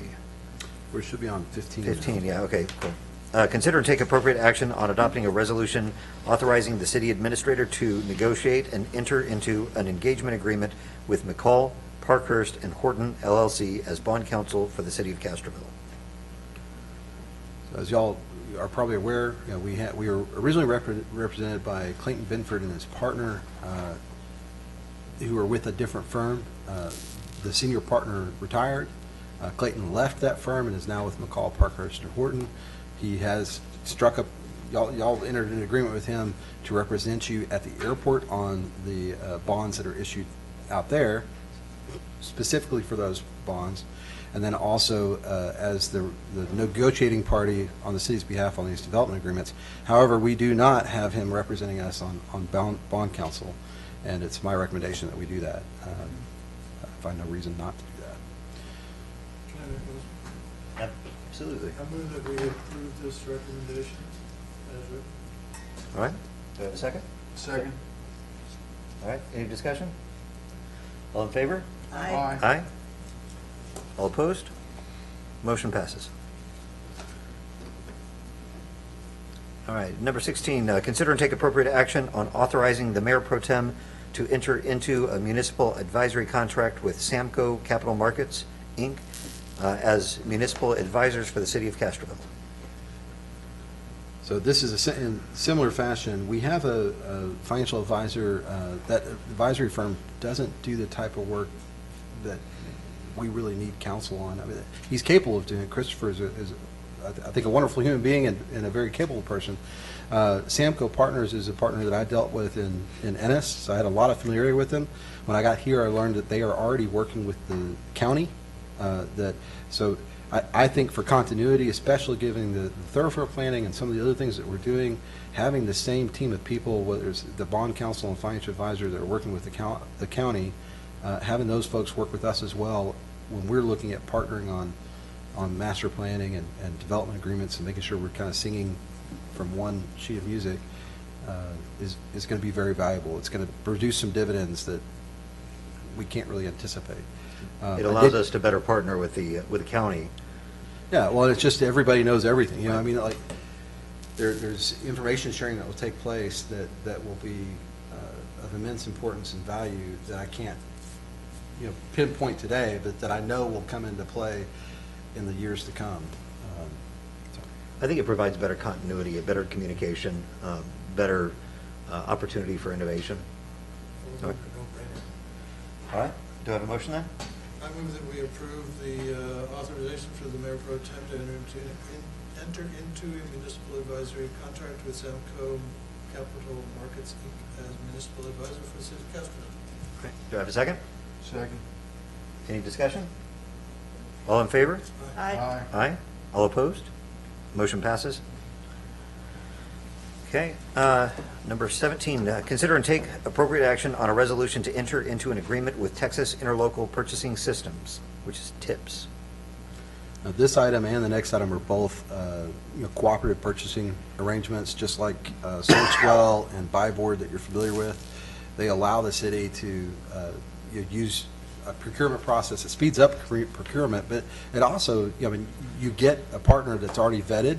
They've already done all the things they have to do to meet public procurement processes for the state of Texas. So there's not a million, but there's probably hundreds of these that we can join. These two would allow us and give us a little bit more access to technology, software, and other things that we're probably going to be procuring through our capital improvement process. So that's why they're being brought forward. Is there a cost associated with joining this? What's that? No. And TIPS, I think it's true. TIPS is the one. Yeah, we're on TIPS. TIPS is the one that I believe school districts use quite a bit. So if you were on the school board, you'd probably be more familiar with them than you would Buy Board, for instance. We used a lot of Buy Board. And Buy Board too. Yes, sir. Yeah. So it just gives us more options. But I think For example, Buy Board when cost. John was able to go to the other procurement agency Exactly. to be able to find better Yeah, deals. so when we're looking for deals, this just gives us another group that we can go to without having to go out for bid. Right. There's no downside. Yep. All right, do I have a motion? I make a motion that we approve this as read by you. All right, do I have a second? Second. Who, did you get who the second was? He was louder, but he spoke your feeling, so I don't know. I don't know. Is that all right, Todd? Yeah, All right. all right. So we have a second. Any discussion? All in favor? Aye. All right, all opposed? Thank you. Motion passes. Number 18, consider and take appropriate action on a resolution to enter into an agreement with One Government Procurement Alliances. Ditto. Do I have a I don't think that'll work. I don't think that'll work. Sorry. Paul makes the motion as you read it. So Paul, would you like to make a motion I'd like to make approve a as read? motion, that we approve this as presented. All right, do I have a second? Aye, I second. Great. Any discussion? All in favor? Aye. Aye. All opposed? Motion passes. Number 19, consider and take appropriate action on proposal submitted by Schneider Engineering, to conduct an electric, water, and wastewater cost of services study, including a rate model. So this is what I presented in, kind of as to form. We talked about it in my report and then did a brief presentation on it at the last council meeting. This is Amoresco. They're, No, this is Schneider Engineering. I'm sorry. I was on, I'm ahead of myself. I'm sorry. I skipped over. So this is part of the capital planning process that I told you about. You may remember I had a slide. I was checking the boxes. So cost of service study is going to be part of that. Rate analysis is going to be part of that. Making sure that we're covering the cost and we haven't divided out. There are a number of things. Kim's no longer here, and I didn't want to draw out her presentation, but there are things that we need to be concerned about as far as legislation that's come down the pike. One of them, and I think given the recent snowvid and snowpocalypse and everything else that's been named, it may change what's being presented, but originally, as presented, places like us, municipally owned electric utilities, were going to be forced to be within a certain percentage of the market. And if we weren't within that percentage of market, then it would create an opportunity for our customers to opt in, which sounds great, because what it means is, well, geez, you're too high, I'm going to go use this cheaper electric utility provider and get a better rate. And I'm all for that. The only issue is, during this last snowvid, we had if you ever go to powertochoose.org, you'll see there's just a ton of these providers. Well, conservatively, I think half of them are now out of business because their models don't work. They didn't work during snowvid, and they aren't true, if you will, providers. And so so making us compete with them when we have all the infrastructure to take care of and all these other costs really isn't fair. But it is something the legislature is contemplating. And so I think that'll change because of this debacle, but the fact that they thought about it is not good for us. They also, from Waste Management, I was advised earlier that they are, there's another piece of legislation that's going through that would limit basically monopolies so that you couldn't have exclusive contracts, and they think that that's going to be taken out of the bill. But what may be stuck in the bill is a limit on the city's administrative fee that gets stuck. It would be limited to 2%. I only bring this up because when we talk about a cost of service analysis and having Schneider do this work, there are a number of things they're going to look at that won't be direct. Some of it will be directly related to how we're doing our business, but some of it will be related to what they see coming down the pike and ways that we're going to need to be more lean and more efficient in ways that may actually be uncomfortable, frankly, and challenge our ability to provide the level of service we've been providing. So I'm very concerned about some of this stuff, but this is a part of that process, is getting them in here to do that study. You have that in front of you. I don't know if you had any other questions about what's going to take place, but as far as I'm concerned, this is part and parcel to doing a comprehensive capital plan. Aren't we obligated to do a rate study at about this time anyway? Yeah, probably. PUC requires it, but I don't know that they would show up in a black SUV to carry me off to jail if we didn't. So, Being responsible. but yeah, absolutely. I didn't see this. Do we have a cost on that survey? Let me see. 69.5 Yeah, is what we have budgeted. Yeah, it should be in the proposal. It And is. there's, It's on the- gas was not included. I got a separate bid for gas today, which would be 17,500. Okay. So we're right around 77,000. If And you what would- amortize that over the, these things are usually good for about 5 years. You take that and it's, And what do we have in the budget for that right now? I don't believe you didn't budget for it. Yeah, this would be a budget amendment to fund this as part of the capital planning process. Now, This wasn't in your amended one we did last time to include engineering in that? that's what I'm thinking. I was just thinking about, I don't think this is included because we just looked at all the electrical improvements as part of Yeah, the Schneider was ability to pay looking at ourselves for River back. Bluff. That was, Right. that was just for River Bluff. Yeah, It so wasn't for the you were whole asking city. about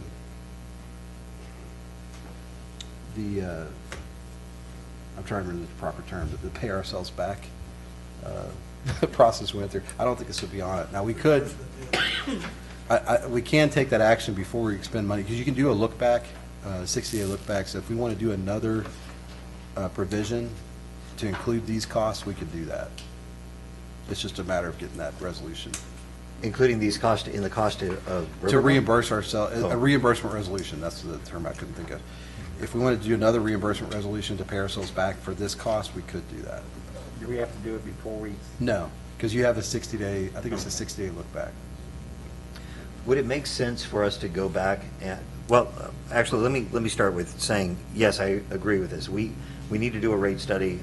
As I understand it, and this is anecdotal, I don't have data behind this, but as I understand it, our power is subsidizing our water and our sewer, and especially without being able to expand our power system and having to expand our water and sewer system, I think that we need to level set those costs, make sure that we're charging the correct amount, so the net result to our customers, ourselves, being customers, is that we have a net neutral bill, but the allocation to each different service would then be level set. And that way, we're not subsidizing the new people that are coming in, but we're charging them their fair share of the utility systems that they're actually going to consume.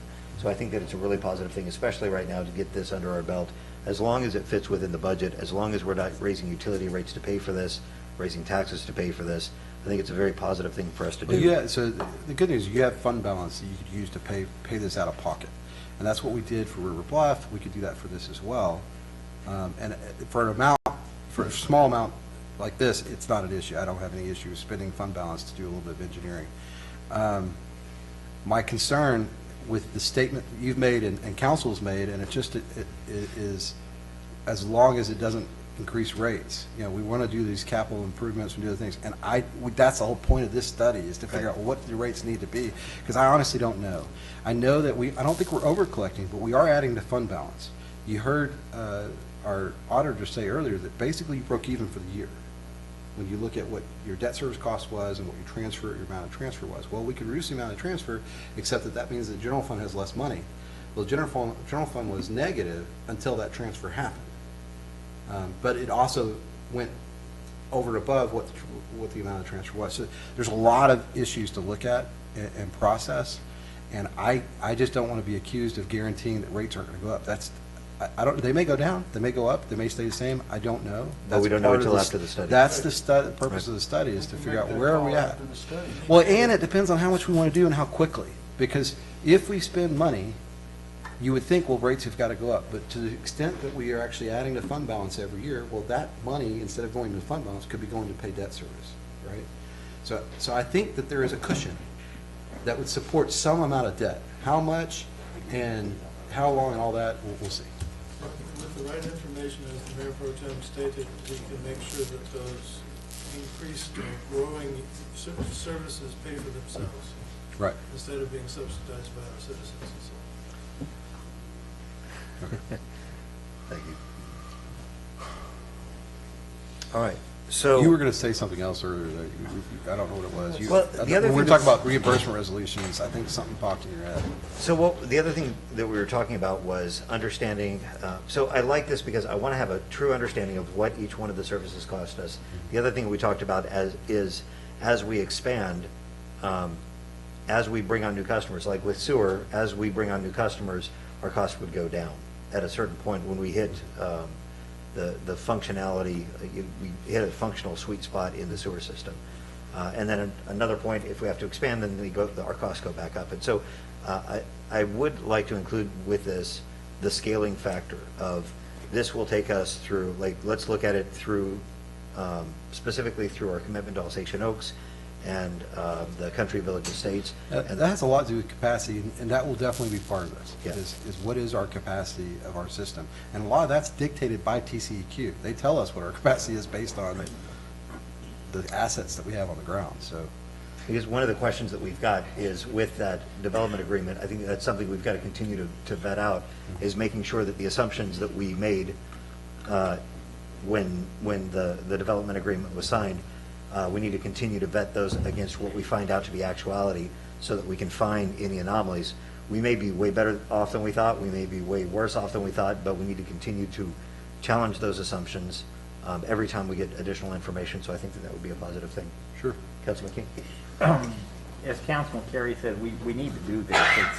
It's 2016's the last one.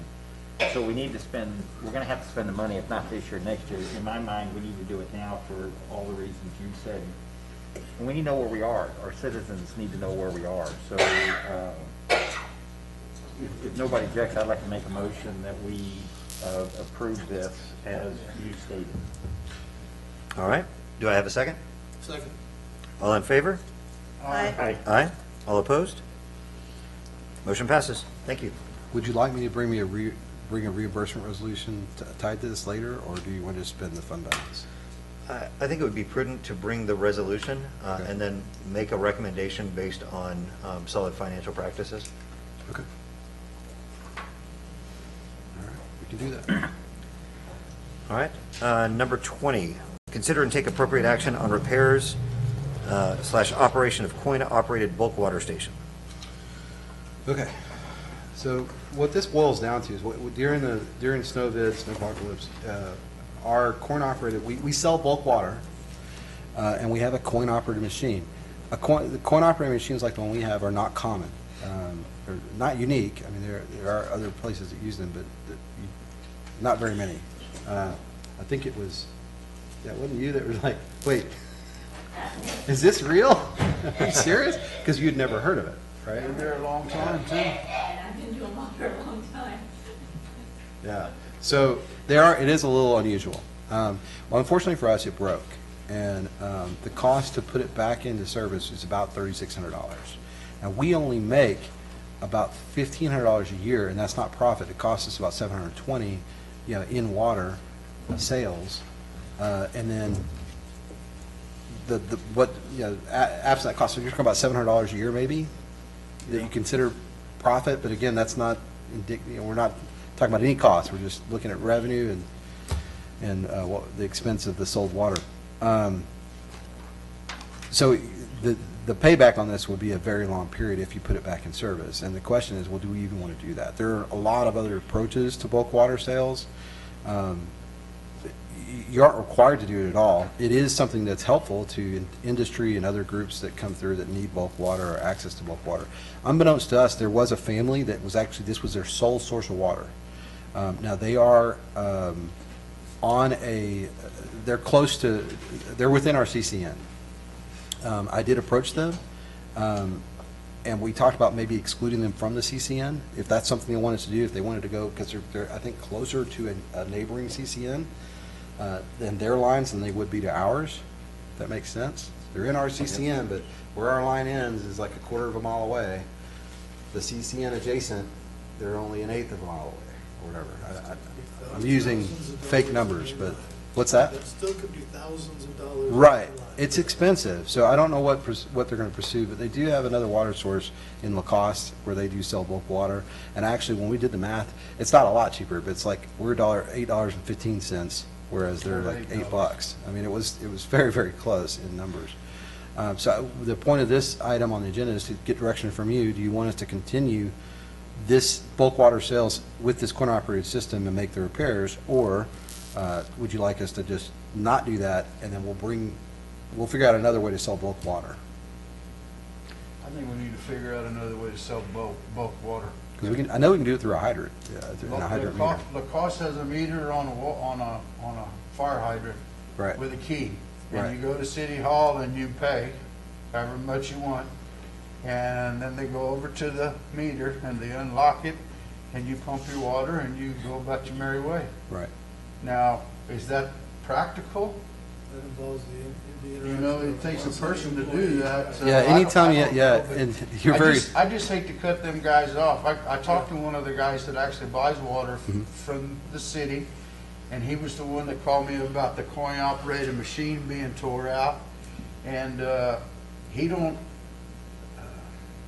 he could probably drill a well for water, but it's deep. And his house is totally set up for rainwater collection, but when it don't rain, he's hauling water. He's Right. hauling drinking water. right, And so I don't know. I said, well, at least you got an option at the cost. right.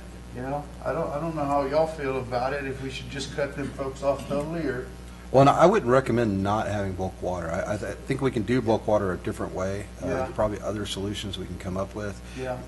The problem with selling it is almost every way you look at it.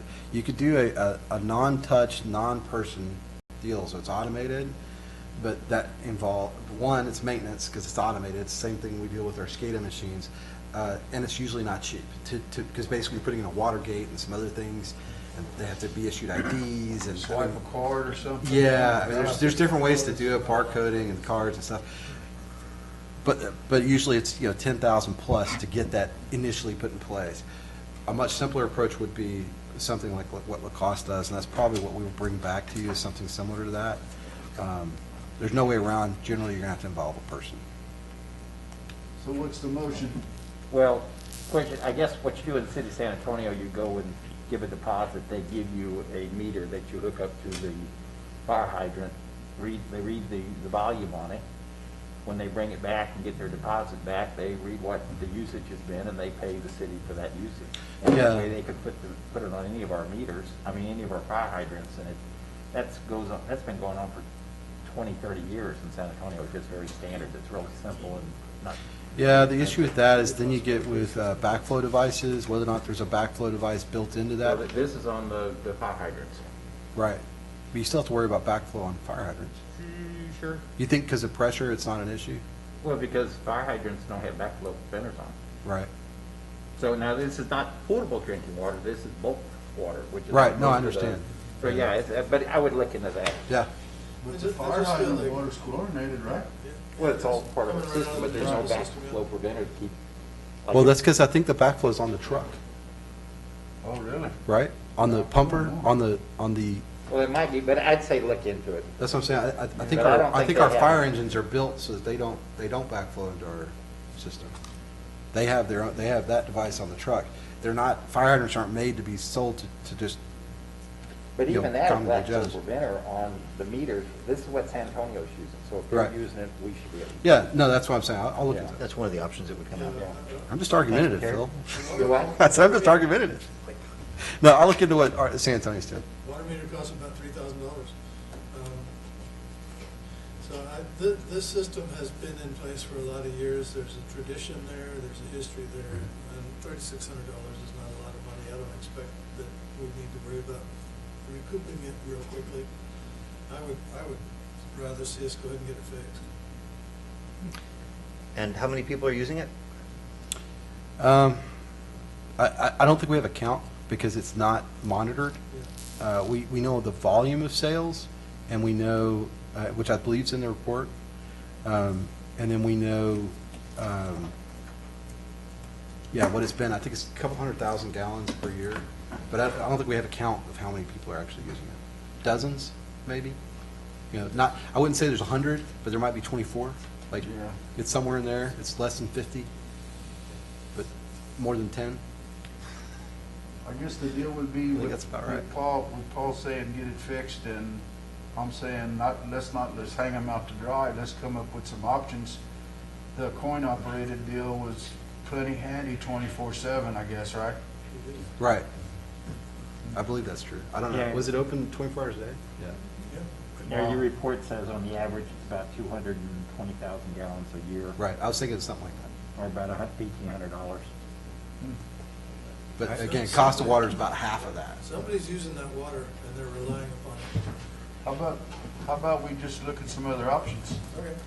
Let's give Councilwoman Martinez a chance. Did you have any No, discussion? that's what I was about to say, is come back with options. Give us at least 3 options to choose from. Whether it be fixed with the way we already have it, go for the way that San Antonio has it, or see if there's even a third way that we haven't thought of. And I think that falls within what our core priorities have been stated in terms of taking care of the city, the citizens, and the community. This is a part of what we do as servicing part of our community. I think it's good to continue to provide that, but I think that there are, although I think it's important to provide that service, we don't have to provide it exactly the way that we have in the past. So I think that if we look at some options, come up with something, again, $3,500 is not a huge amount. No. If it's getting paid back anyway, it's getting paid back over time. It's a long payback, but let's take a look at what those options are, and that also gives people, they're going to come for the bulk water. Let's see if we can capture what they're using, and I mean, if there's a way to get some of that feedback from them as well, that might We'll be a bring good it thing. back in 2 weeks. Perfect. All right. So do I have a motion on this? You're just going to pull it? Do we want to just pull it? Yeah, we've got, Yep. come back in 2 weeks. Yep. Okay, let's pull that then. Yeah, we're in the pulling mode today. We got a big agenda. We didn't know we could do it. There's so much stuff here. All right, number 21, discussion and possible action on automatic meter reading program. So this is what I started to wax on about earlier. You did, so I apologize because I did not realize I had not provided that to Deborah before I left town. So you do have it under separate cover. It was added to your packet after, I think, added yesterday, maybe. It was added to your packet yesterday. But it's in our packet, I put it in the, yes. electronic one. Yes. Yes. Oh, And I have you one too. But it didn't have the yellow sheet.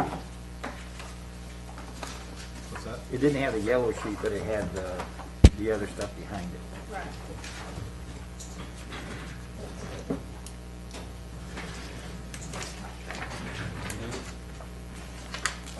So you have it. Oh, no, I have. No, I got it. Right. you got it? I don't think you have it. I don't have it? No, I think you already put your packet. Too late, give it back to me. Tab 21, right? Yes, you have it in yours, Yep, you had it's not right here. put yours up, and he had already picked his up. Oh, okay. I'll catch it up, see if I see it. Yep, you're right, I don't have it. It's right here. I have one in work. You have it marked how? Yeah, bookmarks.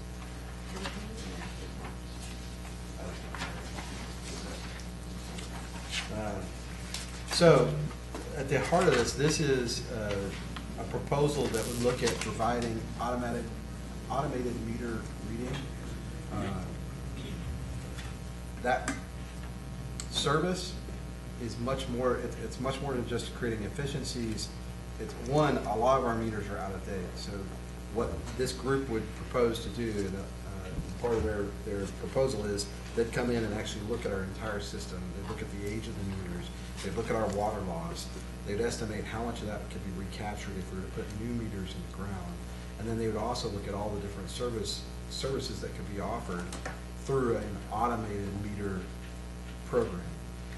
One of those that I'm excited about is just the customer service aspect of it. I have no fewer than a dozen letters on my desk right now for utility chargebacks. You know, people who want us to help them out on a bill for one reason or another. What an automated meter would allow us to do, because it would be talking to the cellular service or whatever satellite or depending on which one we would use, ultimately, it gets that information updated constantly. And so what that does is it allows a lot of different functionality. You can actually push notifications to the end user that, hey, you've just exceeded, you can set different thresholds. Your usage just went up by more than 50% of what it normally is at this time of day. And that tells you, okay, well, I'm washing my car, that's why.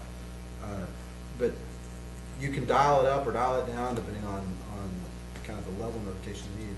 It also allows us to be able to go back and look at and help someone understand, here's when that leak started. You can actually see the hourly, daily consumption from these types of meters. So they're basically offering to do that for free. Nothing's free in life, but it is contingent on us actually doing a program, doing some type of AMI or AMR program in the future. I'm fine with that because that's something I would like to propose as part of our capital plan anyway. I think that it's long-term when we talk about scaling and scaling up the need for scaling our personnel.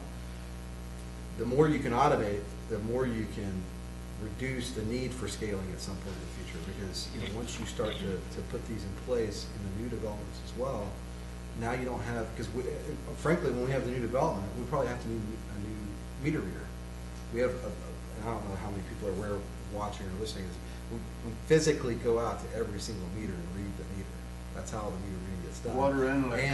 And water, electric, and gas. And gas. We provide 3 services, so they're reading 3 different types of meters every month for every customer. This would automate, at a minimum, the water, but very possibly the water and the electric. There are different manufacturers that actually manufacture both of those and can create systems. So you have some,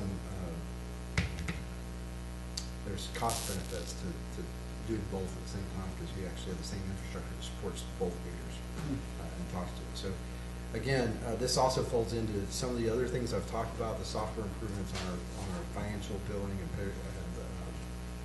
utility billing sides. It would provide customer-facing pieces that would integrate with the newer software that we'll also be looking at at some point, hopefully in the near future. Also, if you're getting real-time data, you can identify which circuits are down simultaneously Well, sure. when you have a blackout. So- Yeah, this is, yes, this is really user and billing related. Our SCADA system, I mean, I have to do a deeper dive into what exactly went on in River Bluff, because ideally, the SCADA system should have given us that data. It should have told us exactly how many folks are offline, because we should know how many are fed on each fuse, on each transformer. We should know that. So I'm a little bit perplexed as to why that didn't happen. But yeah, who knows? Again, I don't want to misspeak, Paul, but it's very possible that there might be some of that advantage as well. But I think this is really more user facing. Love that too. Councilman King? 2 questions. One is, assuming they came back and said, man, this is great, any idea what it would cost just to our existing water users? It depends on the scale and how we do it. So if you were to go and replace every water meter, several $1 million if you did it all at once. And there are economies of scale to doing it all at once to a certain extent, because if you do it over time, depending on how you do it, you're re-incurring some of those costs that you'd only incur the one time if you did the mass project. That's something we get a bond on? Yes, this is something that, well, and there's other options too. There may be some other financing options besides just going out and getting a bond. The other thing is that it partially pays for itself. It won't pay for itself completely, but it partially pays for itself in future staff reductions that won't, or future, Meter readers. creating additional meter readers, not getting rid of the ones we have. And then also the water loss itself. You're recouping some of those dollars that you're not currently collecting. Yeah, and reading this thing, it sounds like, they'll do the study, and if they don't show, it says right that basically if they show that, hey, we're gonna save you money, but we decide not to go use it, then we have to pay the $40-something thousand. I think it's $45,000. But, and they talk about using the litmus test as a government code, local government code 302. Any idea what that means? It says right here that, now I can't find it, I apologize. It talks about that, Page 2, para 1.2B. thank you. Yeah, owner acknowledges that if Ameresco prepares and identifies a workable project that qualifies under local government code 302, and owner does not proceed with phase 2, then we owe him the money. Right. But we don't know what that local code 302 is. Well, Hey. Um, I'm just I'm going to suggest that we add this one to our executive session, our closed session. Okay. also. Okay, we'll talk about it. I will just tell you this, talking to the vendor, they have zero desire to do this if we aren't gonna move forward. I mean, they'd really rather not us pay them $45,000 because their whole goal is that they can come up with a workable solution for us. And I know that it's something that they had, this was a discussion that took place before I was here. They had already met with John and with Darren and other members of our staff to discuss this. We knew it was a need that we had. We knew that we had older meters that needed replacing anyway. And we were interested to see what a study like this would produce. For me, it's just it's another component of the capital planning process. It's like looking at a streets plan and deciding which streets you're gonna fix. Only in this instance, we're looking at the meters. We're looking at water meters, gas meters, and electric meters, and determining what kind of infrastructure improvements we can make specific to the meters. So that's what this would entail.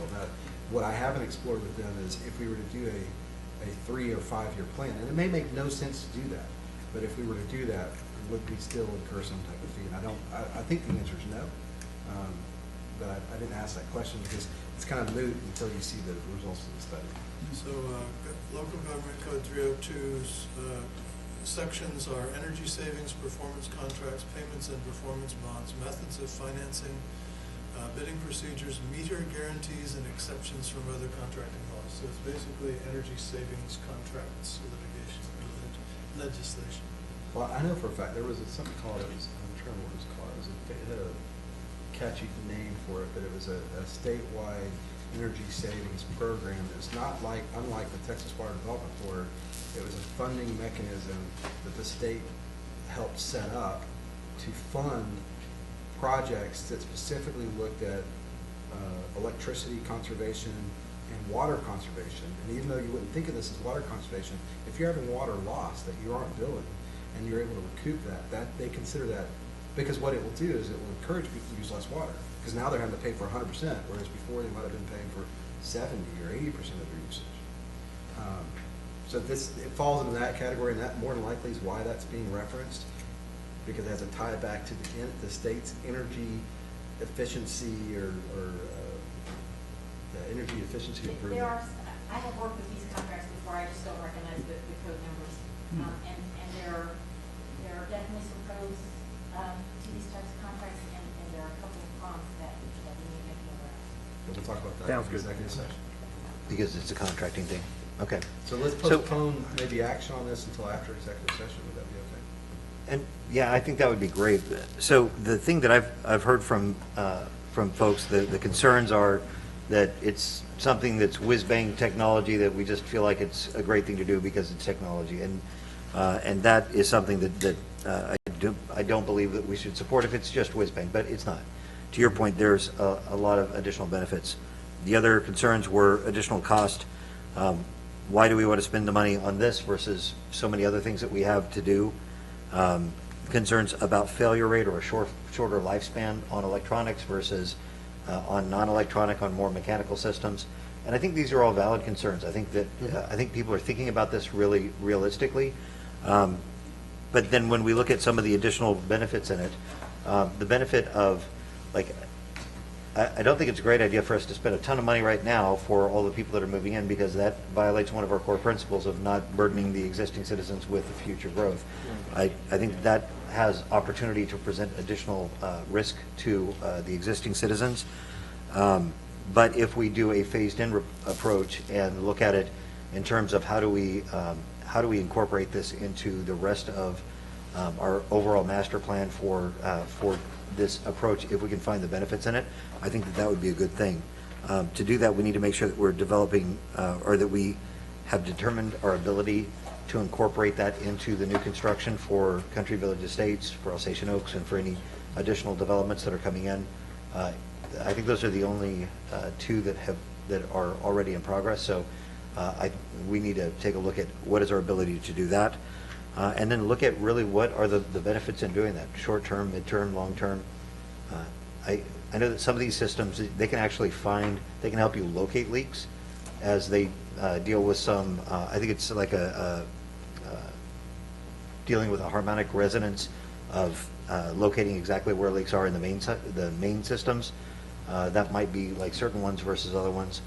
I think it's also something good for people, like Terry was in here the other day. He said, I've had a leak for, I don't know, months, years, and he was upset because he thought that we were raising the cost of water because he's paying a lot more now than he was before. Well, it turns out he had a leak. He's using it. He was using it, right? It was leaking out under his... He's still waiting for a test. Leaking out under his foundation. And so things like this, they can detect if you're using water 24 hours a day. You typically don't leave things on for 24 hours a day. This would give you a notice. I think that it's got some good benefits to the people that are using it. If you think about during the winter storm, how many people were out of town, had blown pipes that didn't even recognize it. If we have the ability to alert on those, it builds in some additional resiliency into our system and make sure that we're not having these kind of, pipe explosions. It would allow us to go out, send somebody out to cut off that main valve too. Right. But I will say, I think John's been doing this long enough to know that in the early days of AMR, AMI, there were some horror stories Yep. because it was new technology, and as with all new technology, first off, there were a lot of people wanting to be first to market, and so there are some cities that invested a lot of money and had failures and other issues.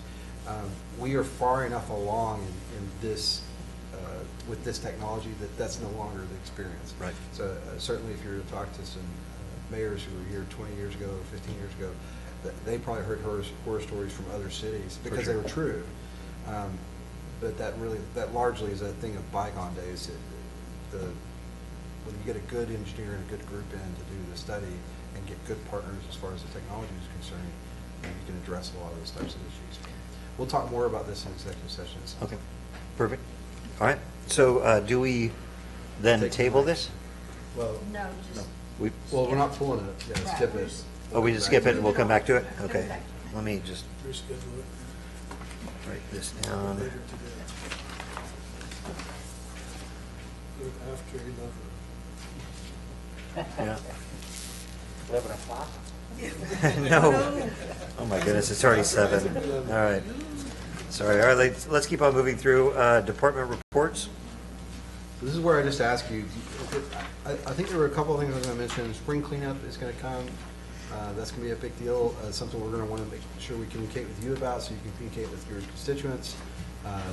They'll be picking up bulk pickup every week, I believe, on certain days of the week to allow people to clean up their homes and do other things. So we'll definitely be getting the word out about that. I would expect in the next newsletter you'll see an article about that with dates and times and that kind of thing. As far as other items, was there anything else that struck you of interest or you had a question about in the director's reports? Yes. Yes. And one thing that caught my attention. And I know, I'm sorry, I know the city secretary's got an item that she's going to want to address, right? When we're done? Yeah, Steinbach, but go ahead. Yeah, Unless it's go all ahead. right.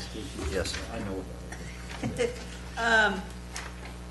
I see under John's report regarding theft of service issue in River Bluff, it said removed meters, resident connected directly to water line and transformer, broke gas meter valve. So do we know how long the theft of service was occurring? Yes. Do we know if we can go back and get back pay for? We're going to do what we can. I mean, the homeowner has some responsibility in all this, and it wasn't the homeowner that did those things. Okay. So we'll be working with the homeowner for restitution on portions of those costs. Okay. And then the person that actually did these evil things is also going to, charges have been pressed against them. Okay. That's all I need to know. Yeah. Thank you. Great. Councilman Carey? Very dangerous thing to do, by the way. I mean, Oh, yeah. no. this person was a fly-by-night kind of contractor, so probably had some knowledge to do some of those things, but could have killed themselves. And Hurt a lot of people. yeah,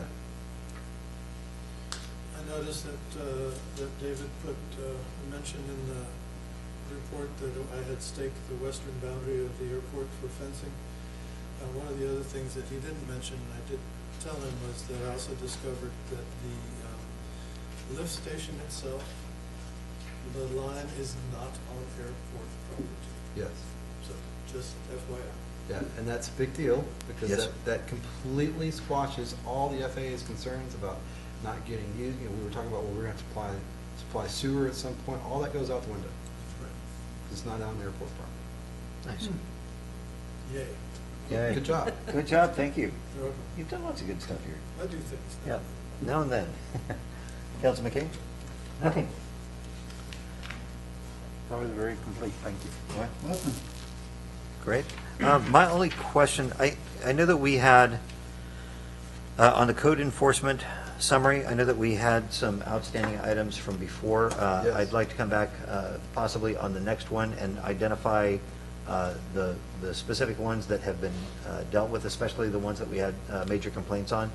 Can you cover that right now, or should we come back on the next one? with Well, I'll more just say detail? this. We've had some discussion, I believe Councilman King and I have, and I believe you and I have, Yep. about the enforcement of some of our code. And what I need to put it on an agenda item for us to discuss is whether or not our code is appropriate. Are we restricting people's use and enjoyment of their own private property that really doesn't bring any positive to the community? In other words, are we restricting the use instead of looking at what are the nuisances that potential uses could cause, and should we be restricting those nuisances and not the use? And what I'm specifically talking about is commercial use of a private property, in a residential area. Someone can be at home, especially in today's era where so many people are working from home. Right. They could be working from home, and technically they've now violated our ordinance, even though their working from home causes no outward nuisance to any of their neighbors. They're not too loud, there's not too many cars, there's other issues. So I would like to bring it back for council's discussion and input on, okay, what is appropriate and what are our concerns? Why have we prohibited that?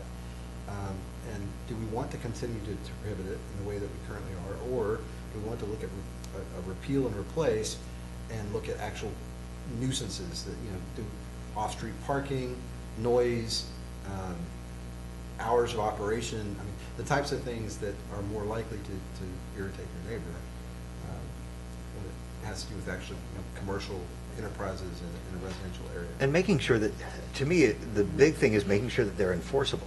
If we're going to have an ordinance, it needs to be enforceable. If you can't enforce it, why even have it? Because Take then it it out. just becomes a point of contention and frustration. So And I haven't sought the attorney's opinion, but I do believe that some of the aspects of our ordinance, a private owner could probably contest in Yep. court. Okay, yeah, let's get that on as an agenda item then. But now that you say that, I got a comment. Yep. Because Scott and I have it as, the ordinance, when that's called the home occupation ordinance, which we ran through our attorneys, because that's a fairly recent ordinance change. And it was because of some really, at least one really big issue that was occurring in one of the neighborhoods, which wouldn't have been a nuisance to their neighbors, but their neighbors were all upset about it occurring. And I agree, it's never bad to relook at ordinances, but I'm also a firm believer that if we have an ordinance in place, it's the city's duty to enforce the ordinance. Right. And you talk about people working out of their house. You can work out of your house, no problem at all, as long as it's not, like, for instance, more than 30% of your house. But if the house is completely commercial, I think, because I know that their neighbors are upset that, they're afraid what it's going to do to their property values and things like that. So we just need to be cautious when we move forward with that. Right, practical and enforceable. Right. Yep. All right, Okay. Thank you. anything else on any of the There was report a- items? item on the Steinbach House, I know our city secretary is furiously taking notes. I believe we need to, looking for a budgetary amendment, right? Right. In my little report, I took some pictures of course, the Steinbach house. It has not been treated, the wood and such, for probably approximately 15 years or so. It's dry, and we need to treat it. We do have a gentleman that has gave us a bid on it. It's quite hard to find people that will take that on. We talked to a few people that, is it Mr. Andermatt? We couldn't, I know Priscilla's been helping me with this, and she tried to reach him, he was unavailable. Guy Chipman that does this building, they are hard to catch. I'm not saying that the bid would be a whole lot different either, or it could be more. So this young man that has came in gave us when I come back with this, I'll have a bid for you. And he's also going to reglaze the windows and do some caulking around the windows, because there's several things. Also on my report, we're going to look at replacing the cap along the top of the roof. It's not going to be the Alsatian tiles, because we have plenty of tiles, we just don't have the cap that came. And so right now, one day, we may get some authentic tiles back, but right now, he's going to bring me back with a different bid, because he had some other things on it, and I'll be bringing that too. In this current budget, I had in there to look at doing the roof, and of course, everything kind of got haywire. But I will have to come back and ask you to do a budget amendment, and it is for hotel motel tax funds that we do have. And we'll still have some left. Well, I think that's really good. I mean, we have to honor the heritage of this gift that was given to us, and definitely take care of it. As we're looking at spending more of those hotel motel, or the hotel occupancy tax, I think that we need to take a look at it in terms of, like, let's take a look at overall what are we spending it on, because the whole purpose behind those is getting heads in beds. So if we need to look at other funding sources to help support that, then that's great. I think it's imperative that we get it done, but I think we should look Well, at. because it's a visitor center, it does qualify. Right. But yes, And- either way. But Okay, so, and we'll talk about it during the budget item. Sure. I just want to make sure that we're being responsible about, just because we can doesn't mean that we should. right. But They haven't it for also- 15 years. And Yeah. so And it also doesn't mean that we shouldn't, but we do have to understand. take care of it. Thank you for Yeah. looking out for that. Okay. All right. So, We're, do we have anything else before the executive session? I don't think so. All right. I guess she's going to give us some language to go in with it, the two items. Yeah, so Yes. as I warned you, I think the only item, there's two items that we want to add to executive session. All right. So under the second one that's listed, you have A, B, and you have A and B. Okay. So if you'll make a note to add C and just say dream flights. So we'll talk When you about read it that. off? And then earlier, you heard your attorney a desire to talk about the Amoresco proposal. So she has some language she's written for that item. And Right. we just need to, under the first executive session, 1406 Gentile and contract matters related to automatic meter reading.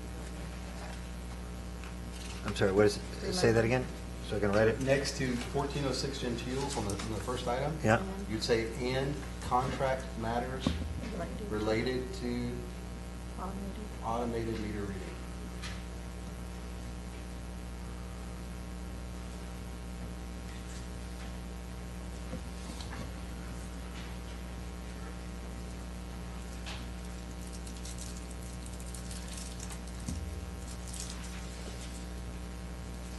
Okay. All right. And other than that, we're good to go to Yes. read this? Okay. All right, so stop me if I mess it up. I think I got it. All right, so we are going to go into executive session. The city council will meet in closed session under provisions of the Texas Government Code, section 551.071, entitled Consultation with Attorney, to consult with the city attorney regarding a matter in which the duty of the attorney to the governmental body under the Texas Disciplinary Rules of Professional Conduct of the State Bar of Texas clearly conflicts with this chapter, stormwater drainage issues at 1406 Gentiles, and with contract matter related to automatic meter reading.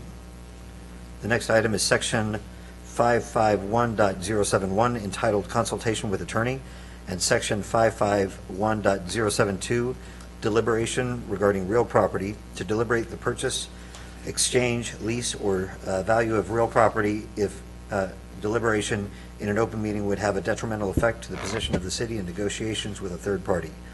And the items under here are A, Medina Valley Youth Baseball Lease Agreement, B, land acquisition associated with utility extensions for developments, C, dream flights.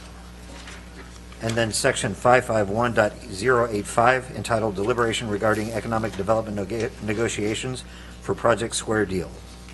We're going to go into executive session, goodness, at 7:20. And I apologize, I should have mentioned, I don't think we have an update for Medina Valley Youth Baseball Association, so Okay. that won't be one of the items discussed.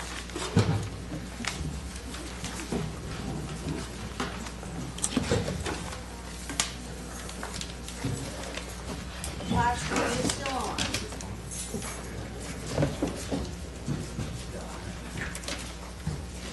Bonnie? Pleasure seeing you and meeting you. Ronnie, thanks for coming in. I wasn't aware of I just got back from vacation and I wasn't aware.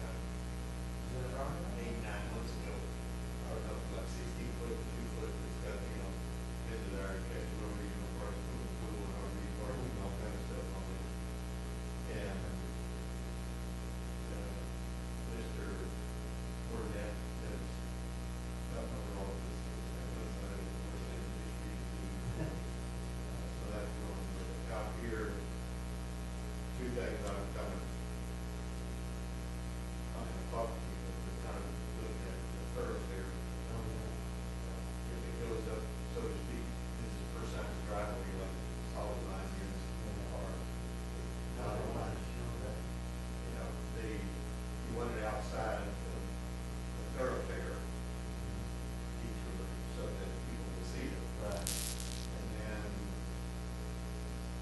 I talked to a person who has an 8-acre parcel out there about where the other flag, turn off.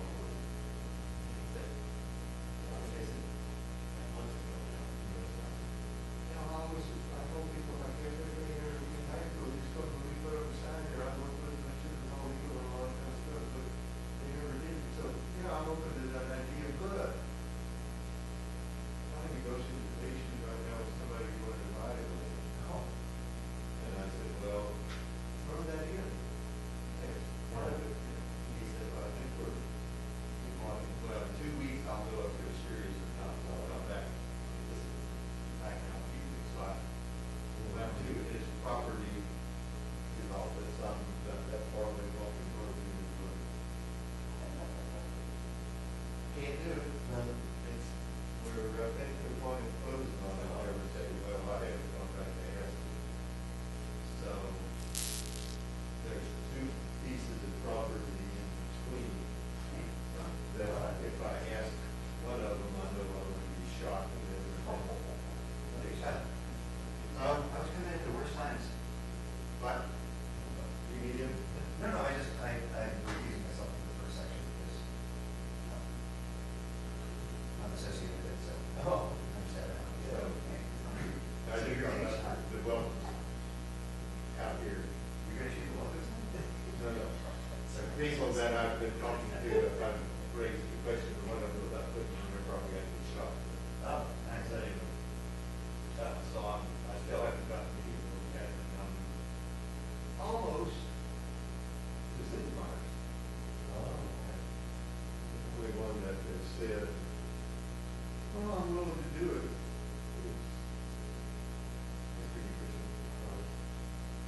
But his comment on 2 parcels that they have out there is, yeah, I'll put the sign up, I'll pay for it, but it's going to be high, it's going to be electric, it's going to have changeable everything, every organization in town, every this, and then it's going to be guilty, but here you, if you don't want to do that, don't talk to me anymore. I said, well, same instruction you before, the rules of the state highway law, the rules of this, and no, it's not 3 acres in the store, but it's cities.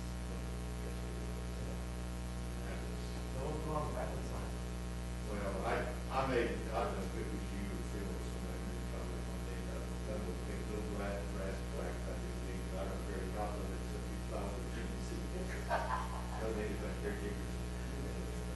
But he's, yeah, and I mean, he's, look at his, I appreciate trying to look at his options, I think it's, it kind of did, well, go to some of his, shenanigans, years ago when he was in 2 parts of the Kim sold the building, and was given notice that recently he's out of the building in 2 weeks.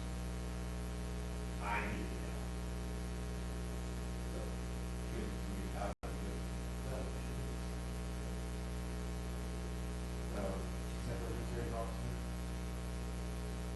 Terry and someone others, whatever, all part of it, they could be patty, and his local lady who bought that 20 acres test that Chevy dealership, not the whole house property that involved with all the other stuff, but he does for that. A little bit of everything, so to speak.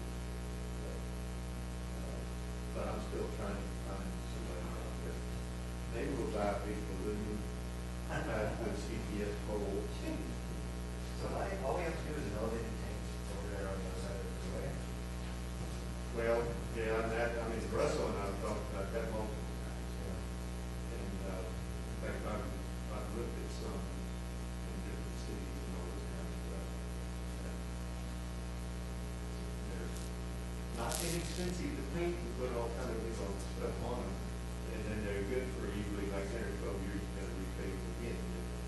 Still, we're still, Mr. Law Enforcement, yeah, he gave it. But, all right, let's see you guys. We'll just keep rolling. So, anyway.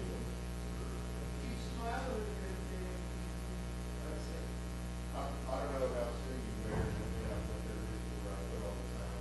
I have 2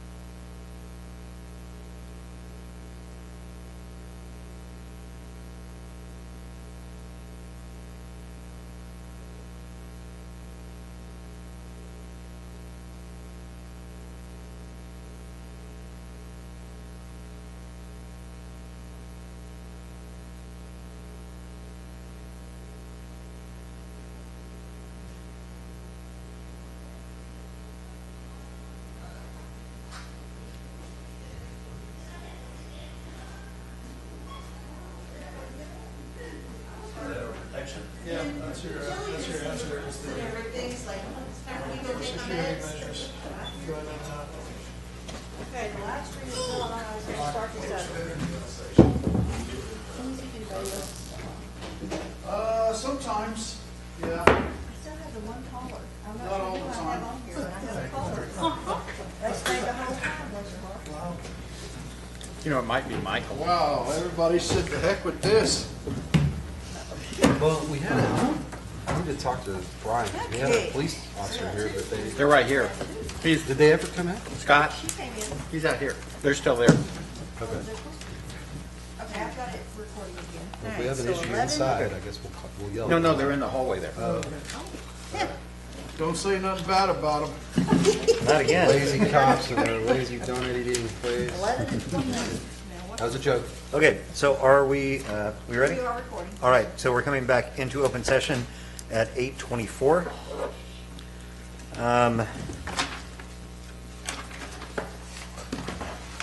Okay, so consider possible action or give direction on items legally discussed in executive session. And we decided no action from executive session, is that correct? No, there's no action from executive. Yep. All right. Then we'll go back to the items that we skipped. Number 11, consider and take appropriate action on approval of advertisement for bids for construction contract on Alsatian Oaks Sewer Main Extension Project.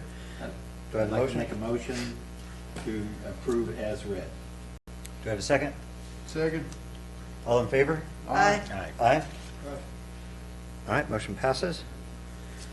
And then on item number 21, there is no action. All right. Discussion on future agenda items. My recommendation is send them in so we can let Scott get out of here. All right. We're through the agenda, so unless there's I'll any... make a motion, we adjourn. All I right. second it. All in favor? Aye. Aye. What time are we adjourning? We are adjourning at 8:25. He just wanted to punctuate it with that. Scott, is your wife going to be able to come to the thing on Saturday? No. But you'll be